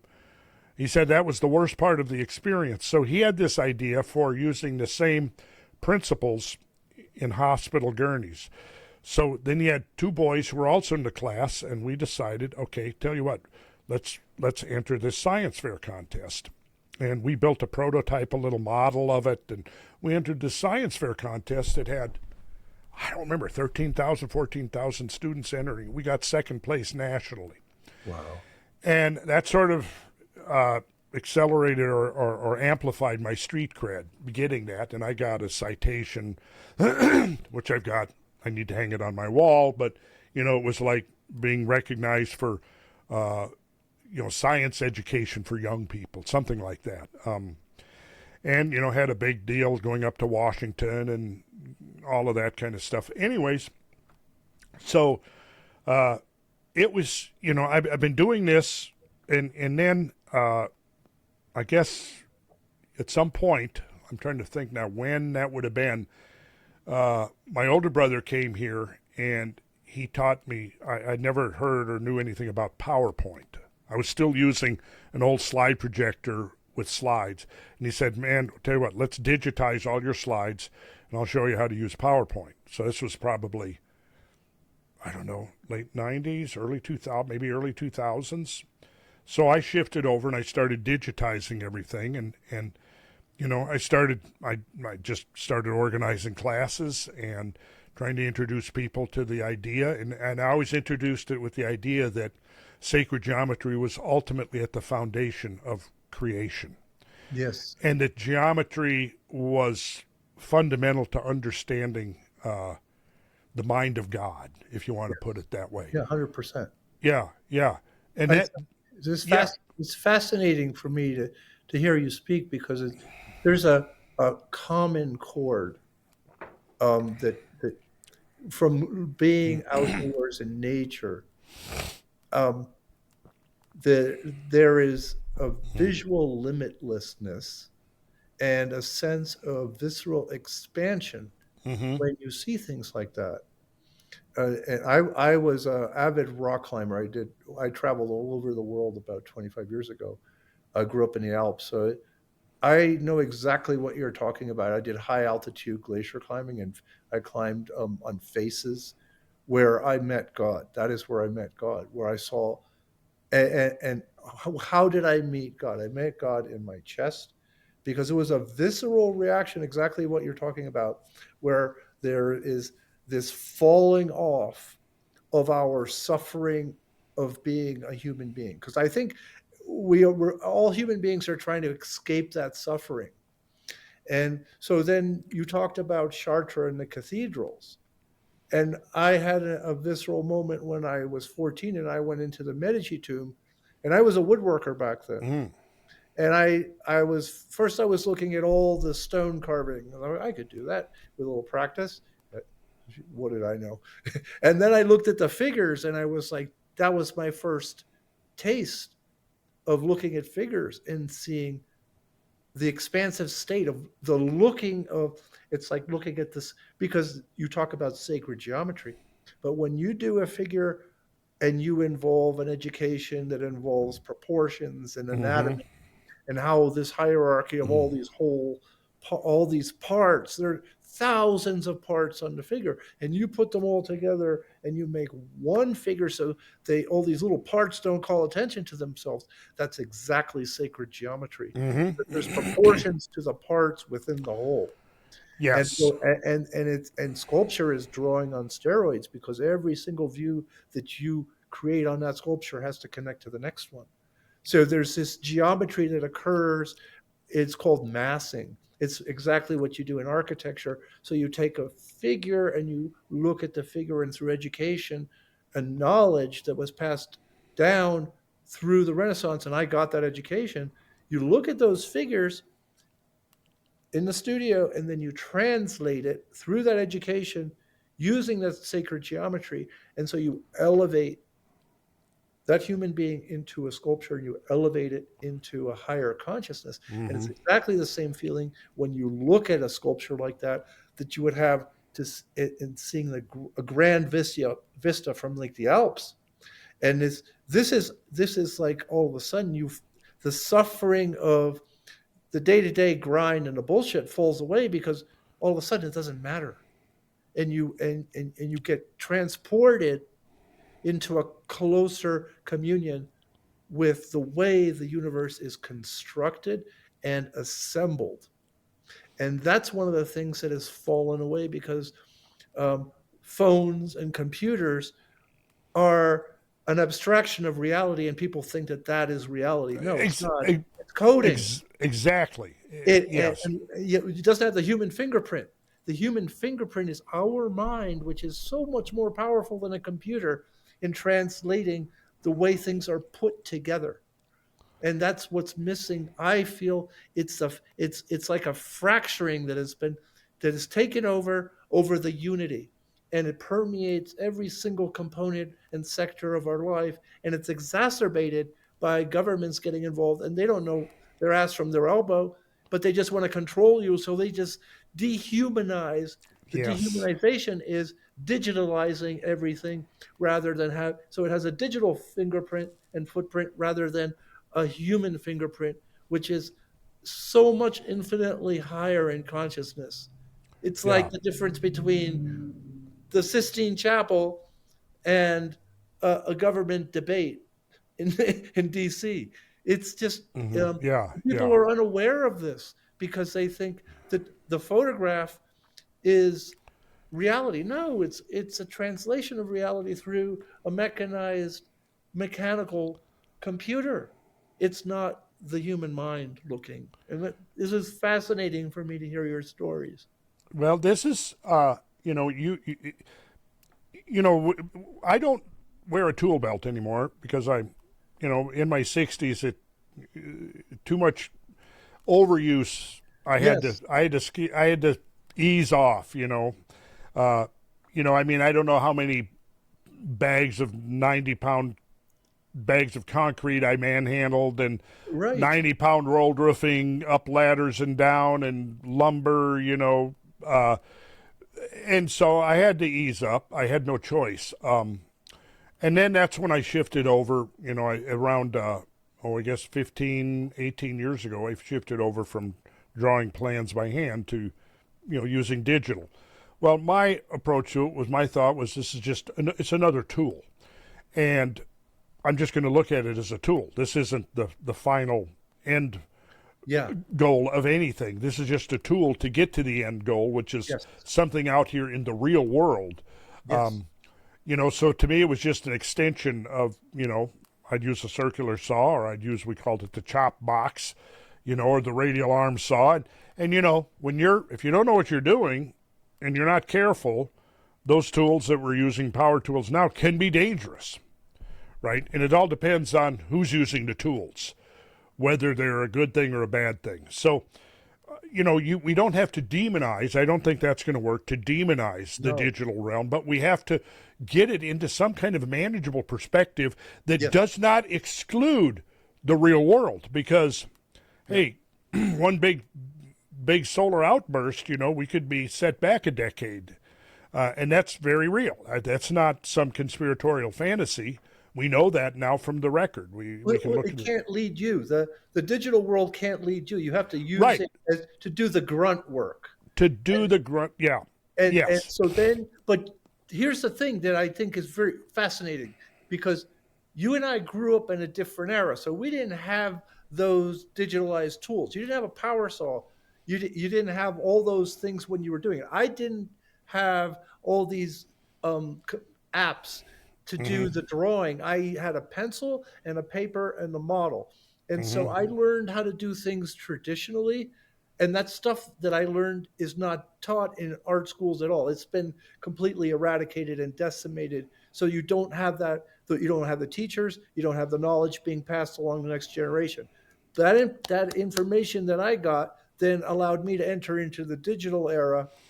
And I use in my sculpture. I'll do the drawings and the initial part in the very traditional way, looking at a model and then drawing directly from life.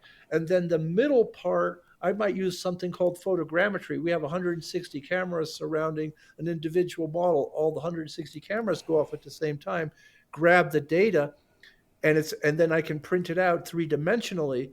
And then I take that as my armature, and then I go back to the model, and then I sculpt the way that we did traditionally, looking at the life model there directly with my enlarged armature. But I'm cutting out decades in making these giant projects and all. And then I'm able to bring a humanity back to the piece, because the digital part was in the middle. So it took out 10 years of grunt work of hauling cement bags, so to speak, up ladders. But then I go back to doing the man. I mean, look at my thumb. It's like, that's from putting clay on. And and my heart and my hand, that's what makes me human. But I control the machine. The machine doesn't tell me how to go. And that's the thing that we want to get back to. And I think that's what's going to happen with the people that are really, really skilled in each of their sectors, that they have that traditional knowledge and then they use the digitalized aspect to do the grunt work that then saves time, but then you got to go back and fix it using the knowledge of the human perception and the human fingerprint and our ability to perceive reality through our education. That's what we got to bring back into the system, and that's what I think is beginning to happen. I think you're right. And I have memories of sitting there in the 70s and 80s with poster board, cutting out poster board and fitting the pieces together to get a 3D, right? Well, now of course it's computerized, and I use digital 3D modeling software, Right. and it's cool. I have fun with it, and I can I can actually build something, and then I can do an animated walkthrough. So looks like you're walking up the stairs, the door's open, you can walk in, you can look around, you can change the lighting. Where's the sun going to be on July 14th at 2 o'clock in the afternoon? Cast your shadows, yeah. Yeah, exactly. So, I mean, I'm using that, but that is not a replacement for what you were just talking about. Because ultimately, if I'm going to build a house, it's out there in the real 3D world of matter and energy, and it has to work. Let me explain. This is a 5-foot model. It's the soldier's journey, and it's the alpha and omega are a young girl. I actually use my daughter as a model. So then that model will take you directly. So that's 60 feet, and that was a 9.5-year process. I had to win this competition. It was 360 global teams. And then we had to go through government approval, which took 4 years of my life. And I had to come up with that iteration. I found 12,000 poses to come up with a 38-figure composition, and I did 25 different iterations. And that's it at night. So you can see how it's very different. Mm-hmm. And wow. And you can walk along. You're walking here left to right. You can see how that got transformed into a full scale. But I'm bringing you to this because I want you to see how human the figures are. I used real veterans for the faces, and all those veterans all had they'd all been shell shocked. That veteran actually underneath the flag was a Marine who his name was Ricky Zambrano. He was in Afghanistan for 7 months of combat duty, 7-year Marines. Comes back, and 40 minutes after his plane hits U.S. soil, one of his fellow soldiers shoots himself in the head.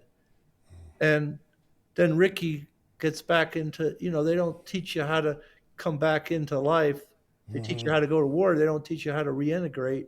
Right. He balloons up to 300 pounds. He goes to the VA. They give him 18 different pills. And one night he decides, okay, I can't do this anymore. And he takes all those pills.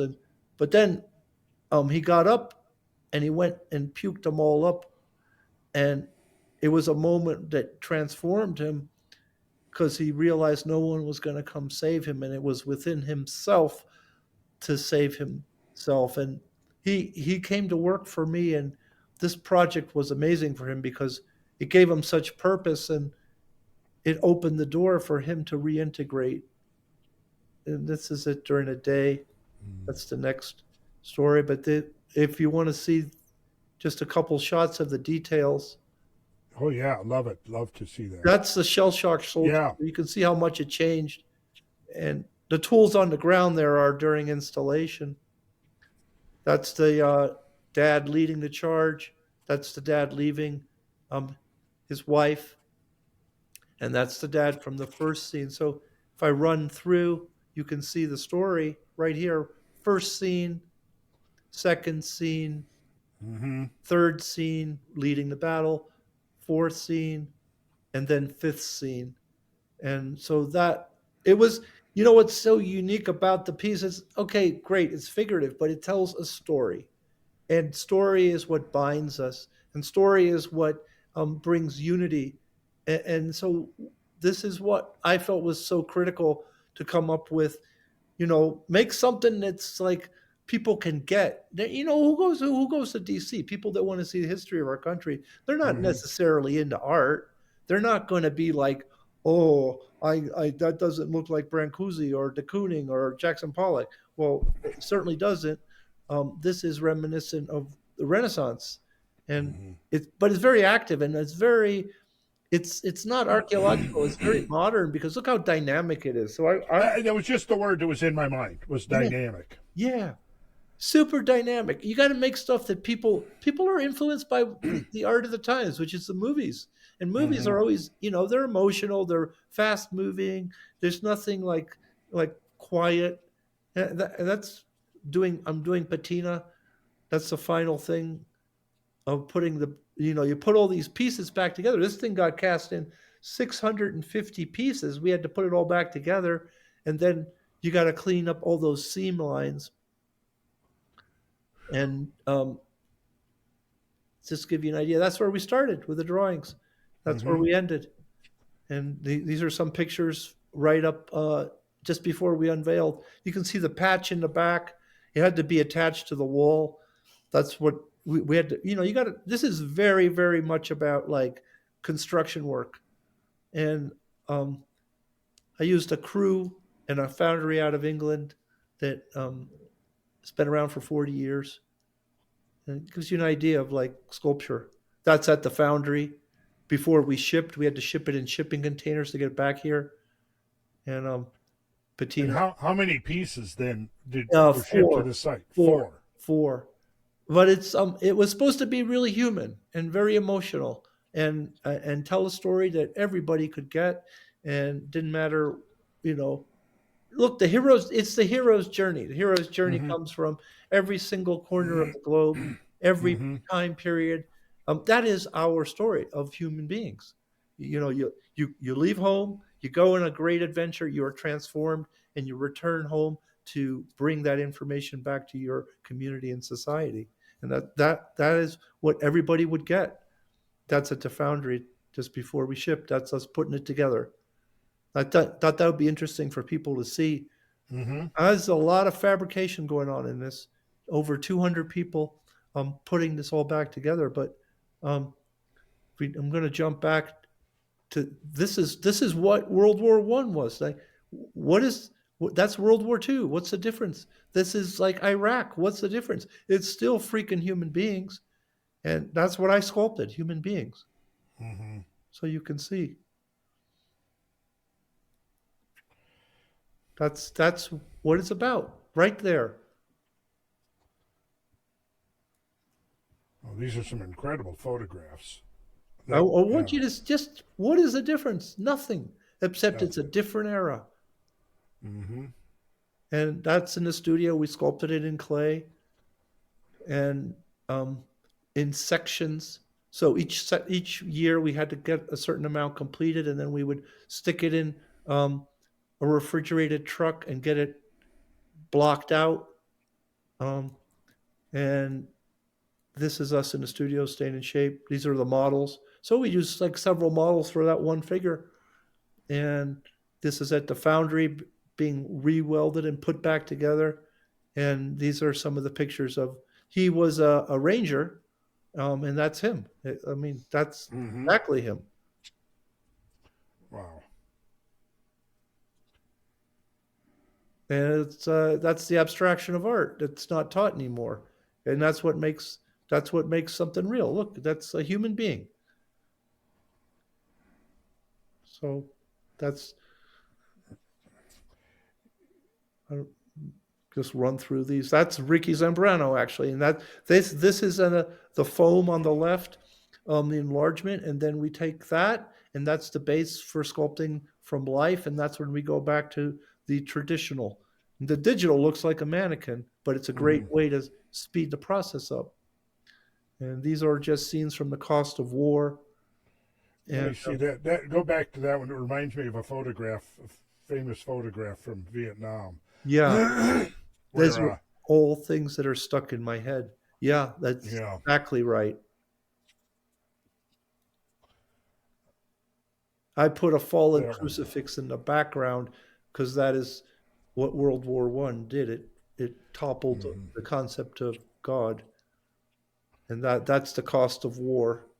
And it does seem, I mean, correlation, the temporal unfolding of the war and the philosophy, going back to Nietzsche and, like you said, Yes, Camus, and the yes, idea God is dead, yep, um, and then the rise of modernism, that's right. almost like as the cultural expression of that conception of reality, that conception of the world. That's right. That when you take God out of it, okay, whatever your concept of God may be, you take God out, and now the world is essentially a random, meaningless process.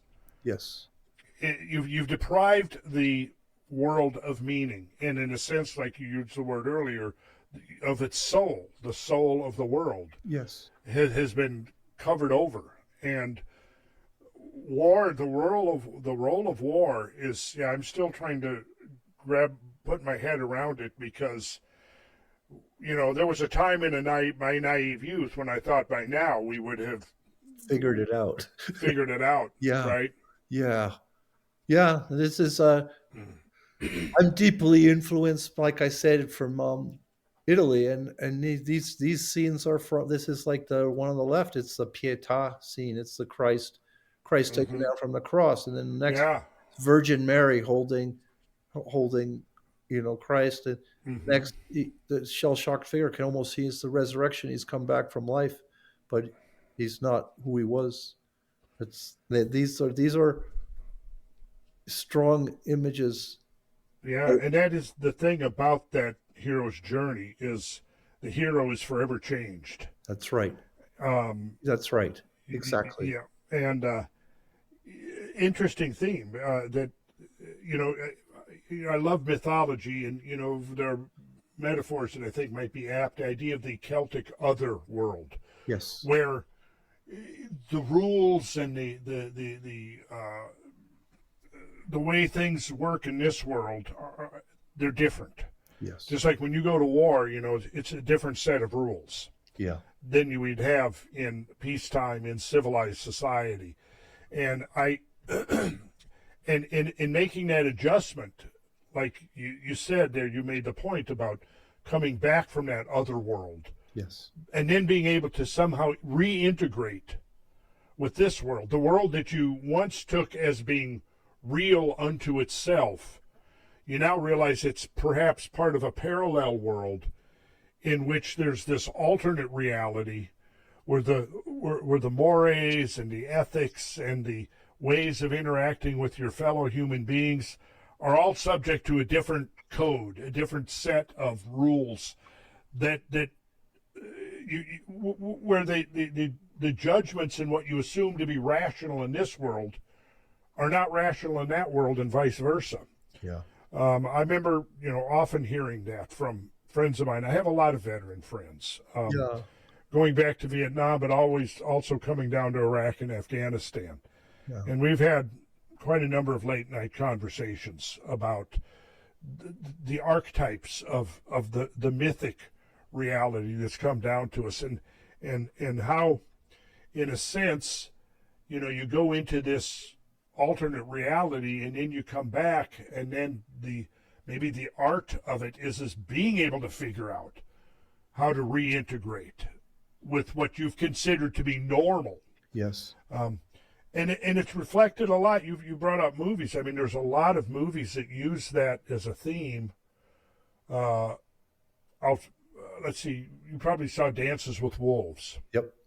You remember the opening scene where he's riding the horse back and forth between the opposing armies that are ready to clash, and he's holding out his arms almost in a posture of crucifixion. Yes. And he's like, at that point, he's like giving up his life in a way. He's offering himself almost as a sacrificial lamb for some reason, But then the whole movie is driven by his need now to process whatever it was that he experienced, because this one scene of the Civil War set up all the action that followed. Yeah. He goes out and takes an assignment at the most remote outpost that he could get, and then the officer that sent him there turns out to be crazy, commits suicide. Yeah. So now he goes literally into another alternate world. Yeah. So you have the Civil War, which is its own reality. Then he goes out to get away from society because he can't integrate. Yeah. And so his only way of dealing with the trauma is to isolate himself. Of course, then he integrates himself with this new reality. Yeah. And then finds his way back again. And if you look at that theme, you recognize that there's quite a few There is. Yeah. movies that, in books and novels and things, that have reflected this, even going back to Homer, this idea of the journey, and then coming back forever changed. That's right. And Yeah. when I watch movies now, I'm always like looking for the kind of the mythic archetypes that happen to find their way in, and how they show up in popular culture. Yeah. Because sometimes those can be anchor points. You can use those and say, did you see such and such a movie? Yes. Well, the theme, you understand that theme that was in that movie goes all the way back to classical Greece, and probably earlier, back to the stories of Gilgamesh, back to the Celtic stories, and so on. And if you really want to connect with this theme in the movie, go back and read Homer, read the Iliad, read the Odyssey. That's great. There are only a which- certain amount of forms, and those forms can be played forward, but revitalized by bringing contemporary or things that are important to us today, but still you're reapplying the same form. And that's what you're talking about. That's what I did with this piece. It was like, this has been going on for centuries, this hero's journey. And so millennia. yeah. How do you make this so that, your eighth grader is going to get it and be excited and then want to learn more about World War I by seeing something like this? And this is one of the issues that I have with the school systems, that they take something that's so exciting and visceral and dramatic, and how do they make it so dry and boring and cerebral? They take like all the heart and emotion out of the concept. And this is what you need to teach kids, that and in universities, so that it's vibrant, and instead of like making it drier than dry. It's like it's a very dangerous thing to take learning and make it so boring. And I that was one of the things that I wanted to make. You got to bring a sense of, it's not entertainment per se, but it is visceral because it's covered in emotion.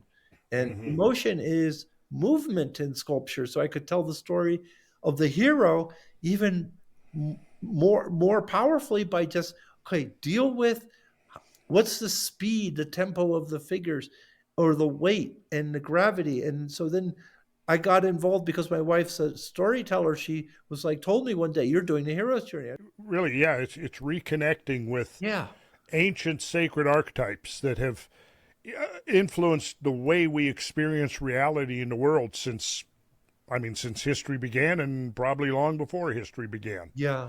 In fact, we could maybe even think of the hero's journey involving the whole human species. Yes. Where did we come from? Who were the first? Who was the first man? Yeah. Where did to me, the Bible and religion provides important clues, but trying to actually envision what is the actual history? Where, we know that, I think we humans have been around for tens of thousands of years, but when you go back past 5,000 or 6,000 years ago, what we consider recorded history, it sort of blurs and it gets out of focus. Yes. And I think, the things that I really am obsessed with is that big picture of the story, the human story on planet Earth. Yeah. where did our species, how, I mean, in effect, I'm a believer in evolution, but not a random evolution.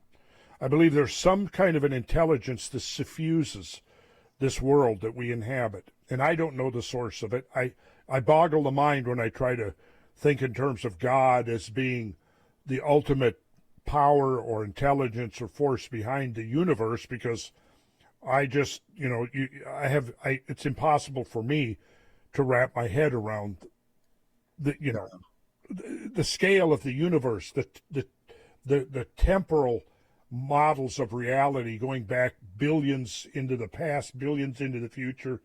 It's almost too much for me to even, it like strains my brain. Yes. I have to bring it back in a little bit.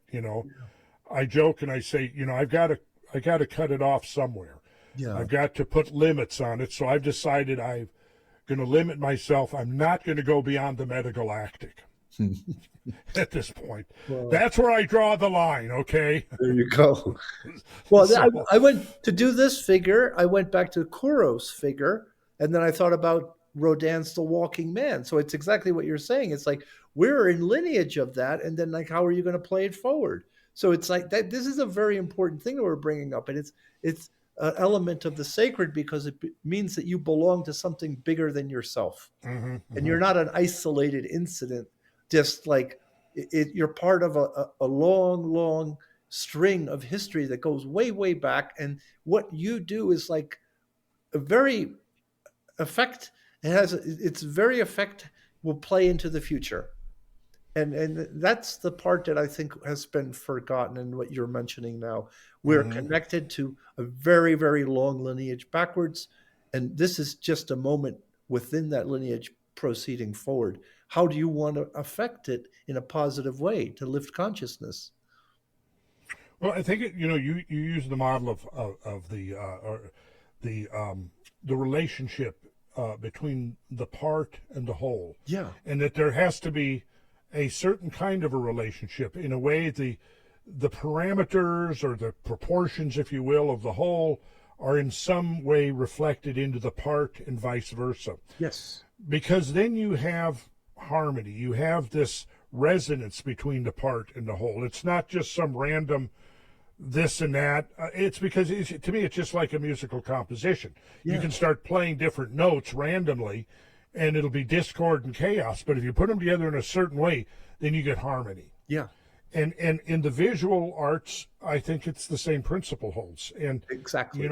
Those are natural laws that are now being usurped for technological laws. It's like there's so many obvious things that my mind goes to. yeah, This whole thing about genders. There's two sexes, male and female. There's not. That's the natural order of things. The human body is made up of a proportional system. Leonardo da Vinci talked about it.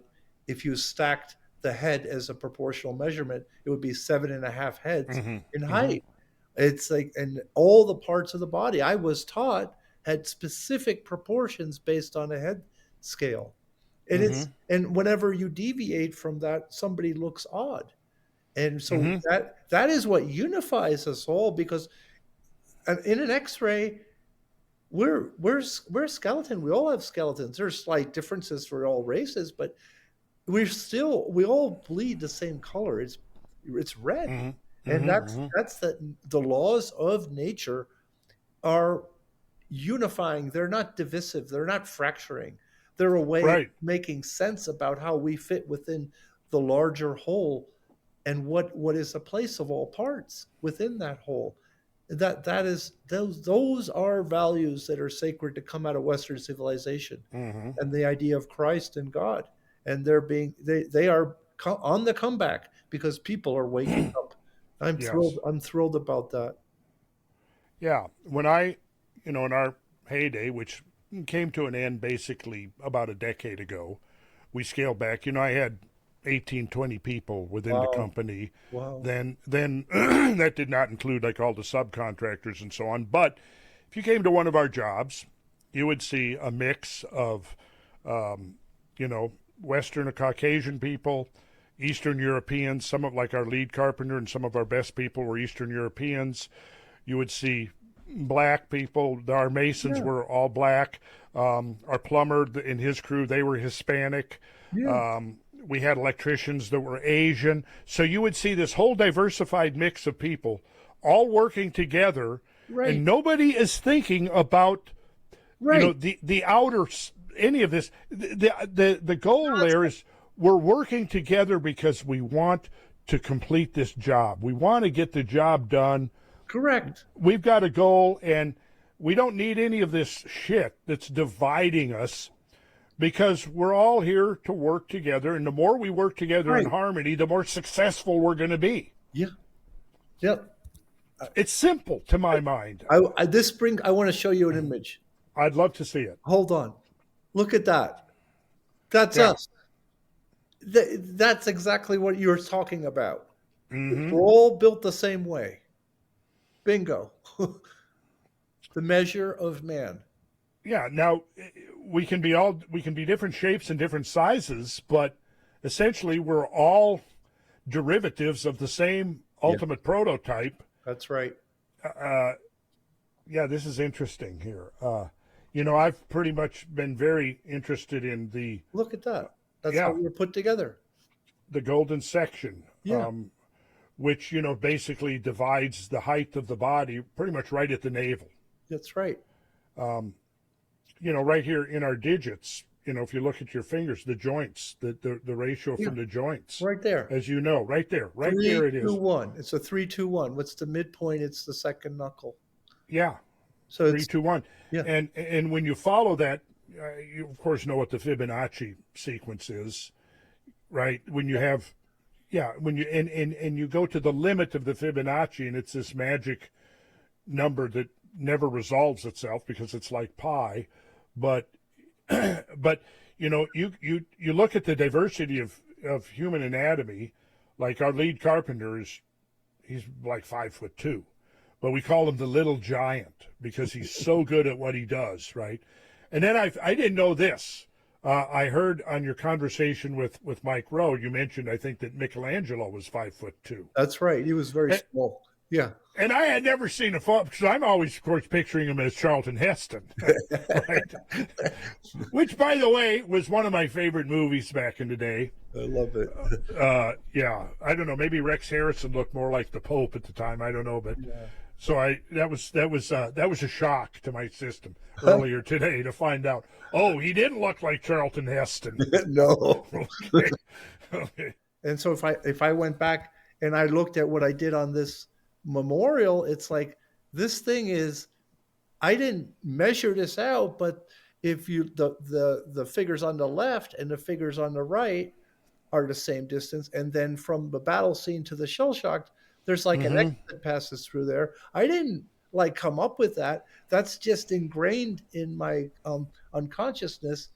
All the spacing and the proportions that are coming from what you're talking about, the Fibonacci series, is exactly there. And then each figure has that Fibonacci series within it. So you have this hierarchy of the whole, and then every single section has that same mathematical formula inside of it. And that is what they used to call it the measure of man. And that measure of man then can be seen as a philosophical statement as well, because the measure of man is this: yes, you can rise to the level of gods, or you can be an animal. And so then in art, if you have this sort of knowledge, it's taken a while for me to get there, but you get a philosophical understanding of like why the form is so important to tell a story that is elevating. And talks about rising to the occasion. And that's exactly what you're talking about with the sacred geometry. It's about rising to the occasion of being a human being, rather than like everything is chaos, everything's a shit show and I'm okay, you're okay. It's not like that. It's not the way that God intended. Things evolved to a specific place because it was always a rising of the most powerful genes that developed, and then the ones that couldn't survive the natural elements would die off. So we've evolved into a specific type because of what we have passed through in how many years? 15, I don't know how was 15,000 years or more, well, it's 50,000 years, but it's an evolution of passing through it, and then the healthiest human beings survived, which it's just a continuation that now it's how do you feel about things? It's not the science of the matter. And then, of course, that always brings us back to the lessons learned from the past and what that can, where that can lead us to understanding how to chart out a journey for our future. That's something that, I'm at the age now where I'm you get to the point where you realize, okay, I'm mortal. I got to accept that fact. Even 10, 20 years ago, I felt immortal, but I feel mortal. So what legacy do I want to leave behind? What do I want to do while I'm still here? And like you said yourself, you want to leave the world a better place. And that to me is the ultimate. I can build beautiful homes that I build that I hope will last centuries. And maybe next time we get together, I'll show you a little bit of some of the stuff that we've done. I'd love to see it. I would really love to see that. Yeah. Good. Yeah. Well, how do I build a house for the ages? Yeah. How do I build something that will last for generations, that people can still use as a reference point or an anchor point to say, okay, and again, like you mentioned, we are, I think, at a crossroads. Yes. And yes, the balance of forces could tilt easily one way or the other.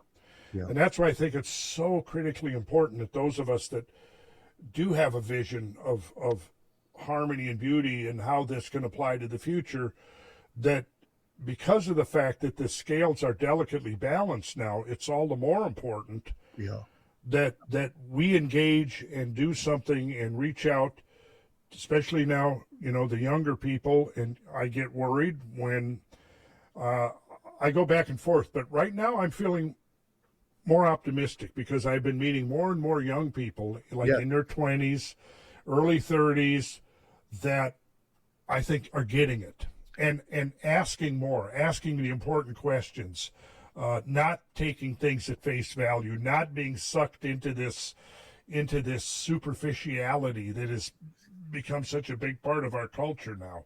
Yeah. And so, that's why I would like to go forward with creating a place where young people can come out and maybe you've never seen the Milky Way galaxy, see the Milky Way galaxy, see something being actually built using the ancient principles, using the sacred principles of harmony and beauty. Yeah. And I think that could go along. And everywhere I go that I mention this, the response is overwhelming, which tells me that it's an idea whose time has come. And it's not a new idea, really. It's just an updating of an ancient idea. Yeah. It's the next cycle. It's the next cycle. It's almost as I find it's almost as if the tide has gone out and now the next wave will come in. And so that for every action, there is an equal and opposite reaction. And so then this is a reaction to perhaps the last 100 years. And there is a push in the opposite direction. And this is, I think, what you're talking about. And I have noticed that the 20 and 30-year-olds they're so hungry for the sense of a definition of what the beautiful, the philosophical depth that it carries, that goes into like how we live, what we live in, how we eat, how we raise our children. What is the philosophy of our time today? And I believe that modernism has come to an end because in some ways it's being held together by the status quo, and there is a strong and furious rebellion that is quiet that's happening with this younger generation. And I feel positive and enthusiastic because of the reaction that has happened after I made this monument. It was like a change that I didn't expect. It's like so many people have written to me and said, this is real art.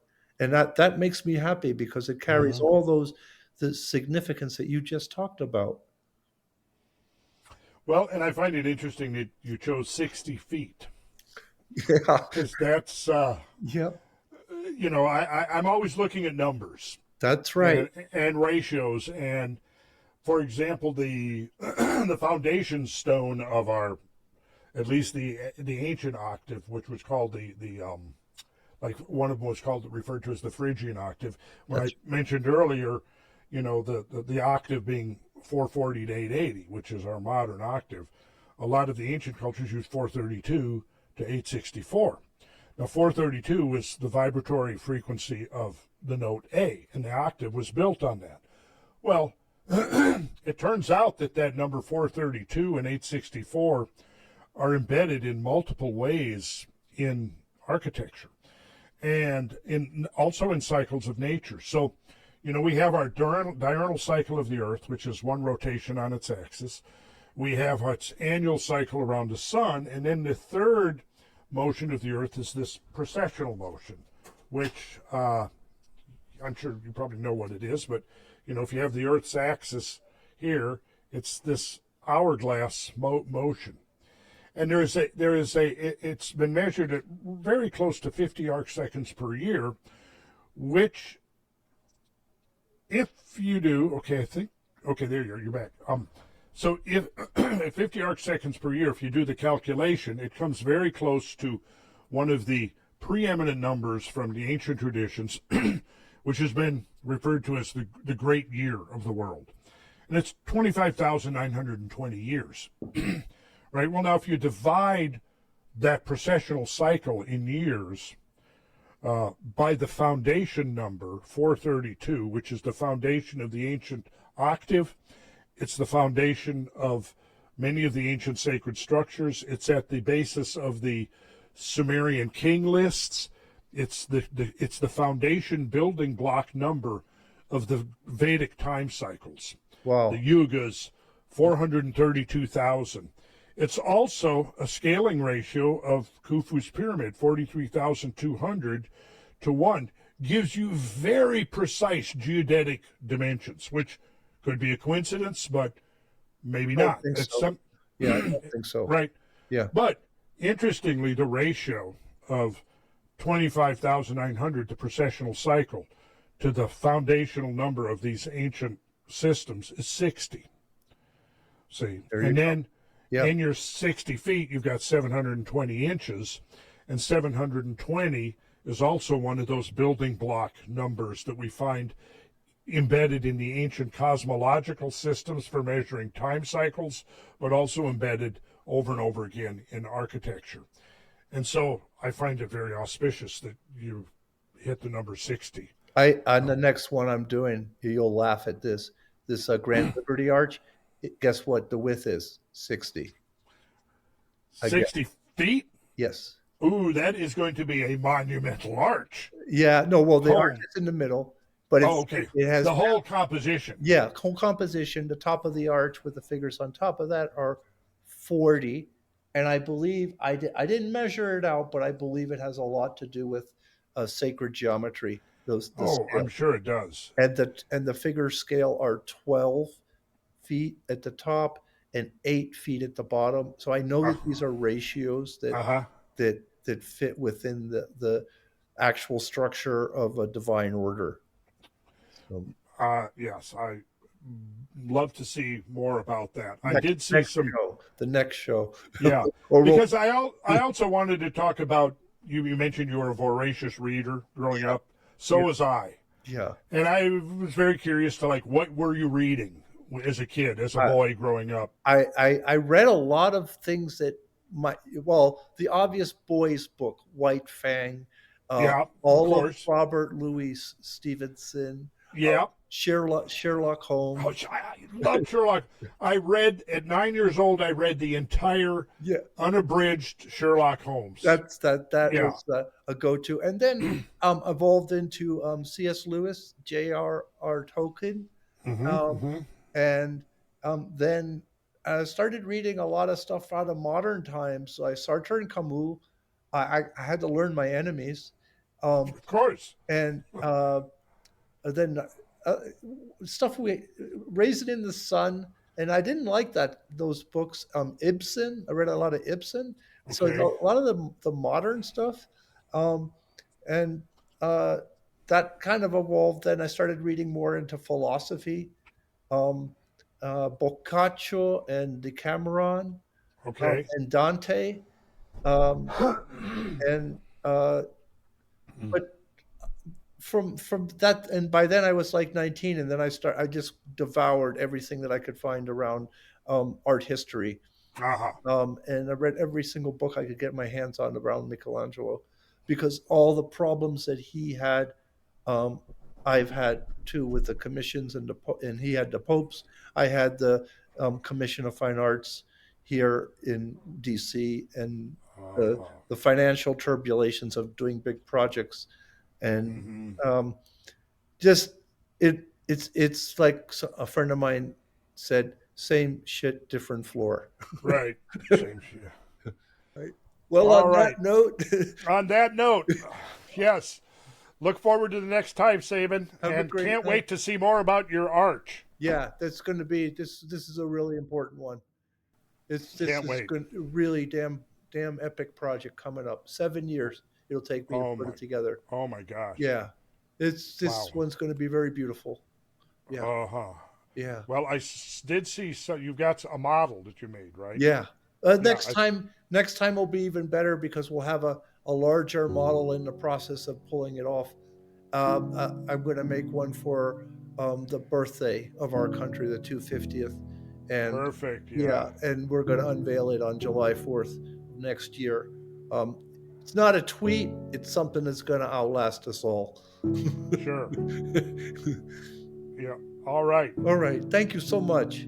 Real Thank you, pleasure. Sabin. Okay. Have a good night.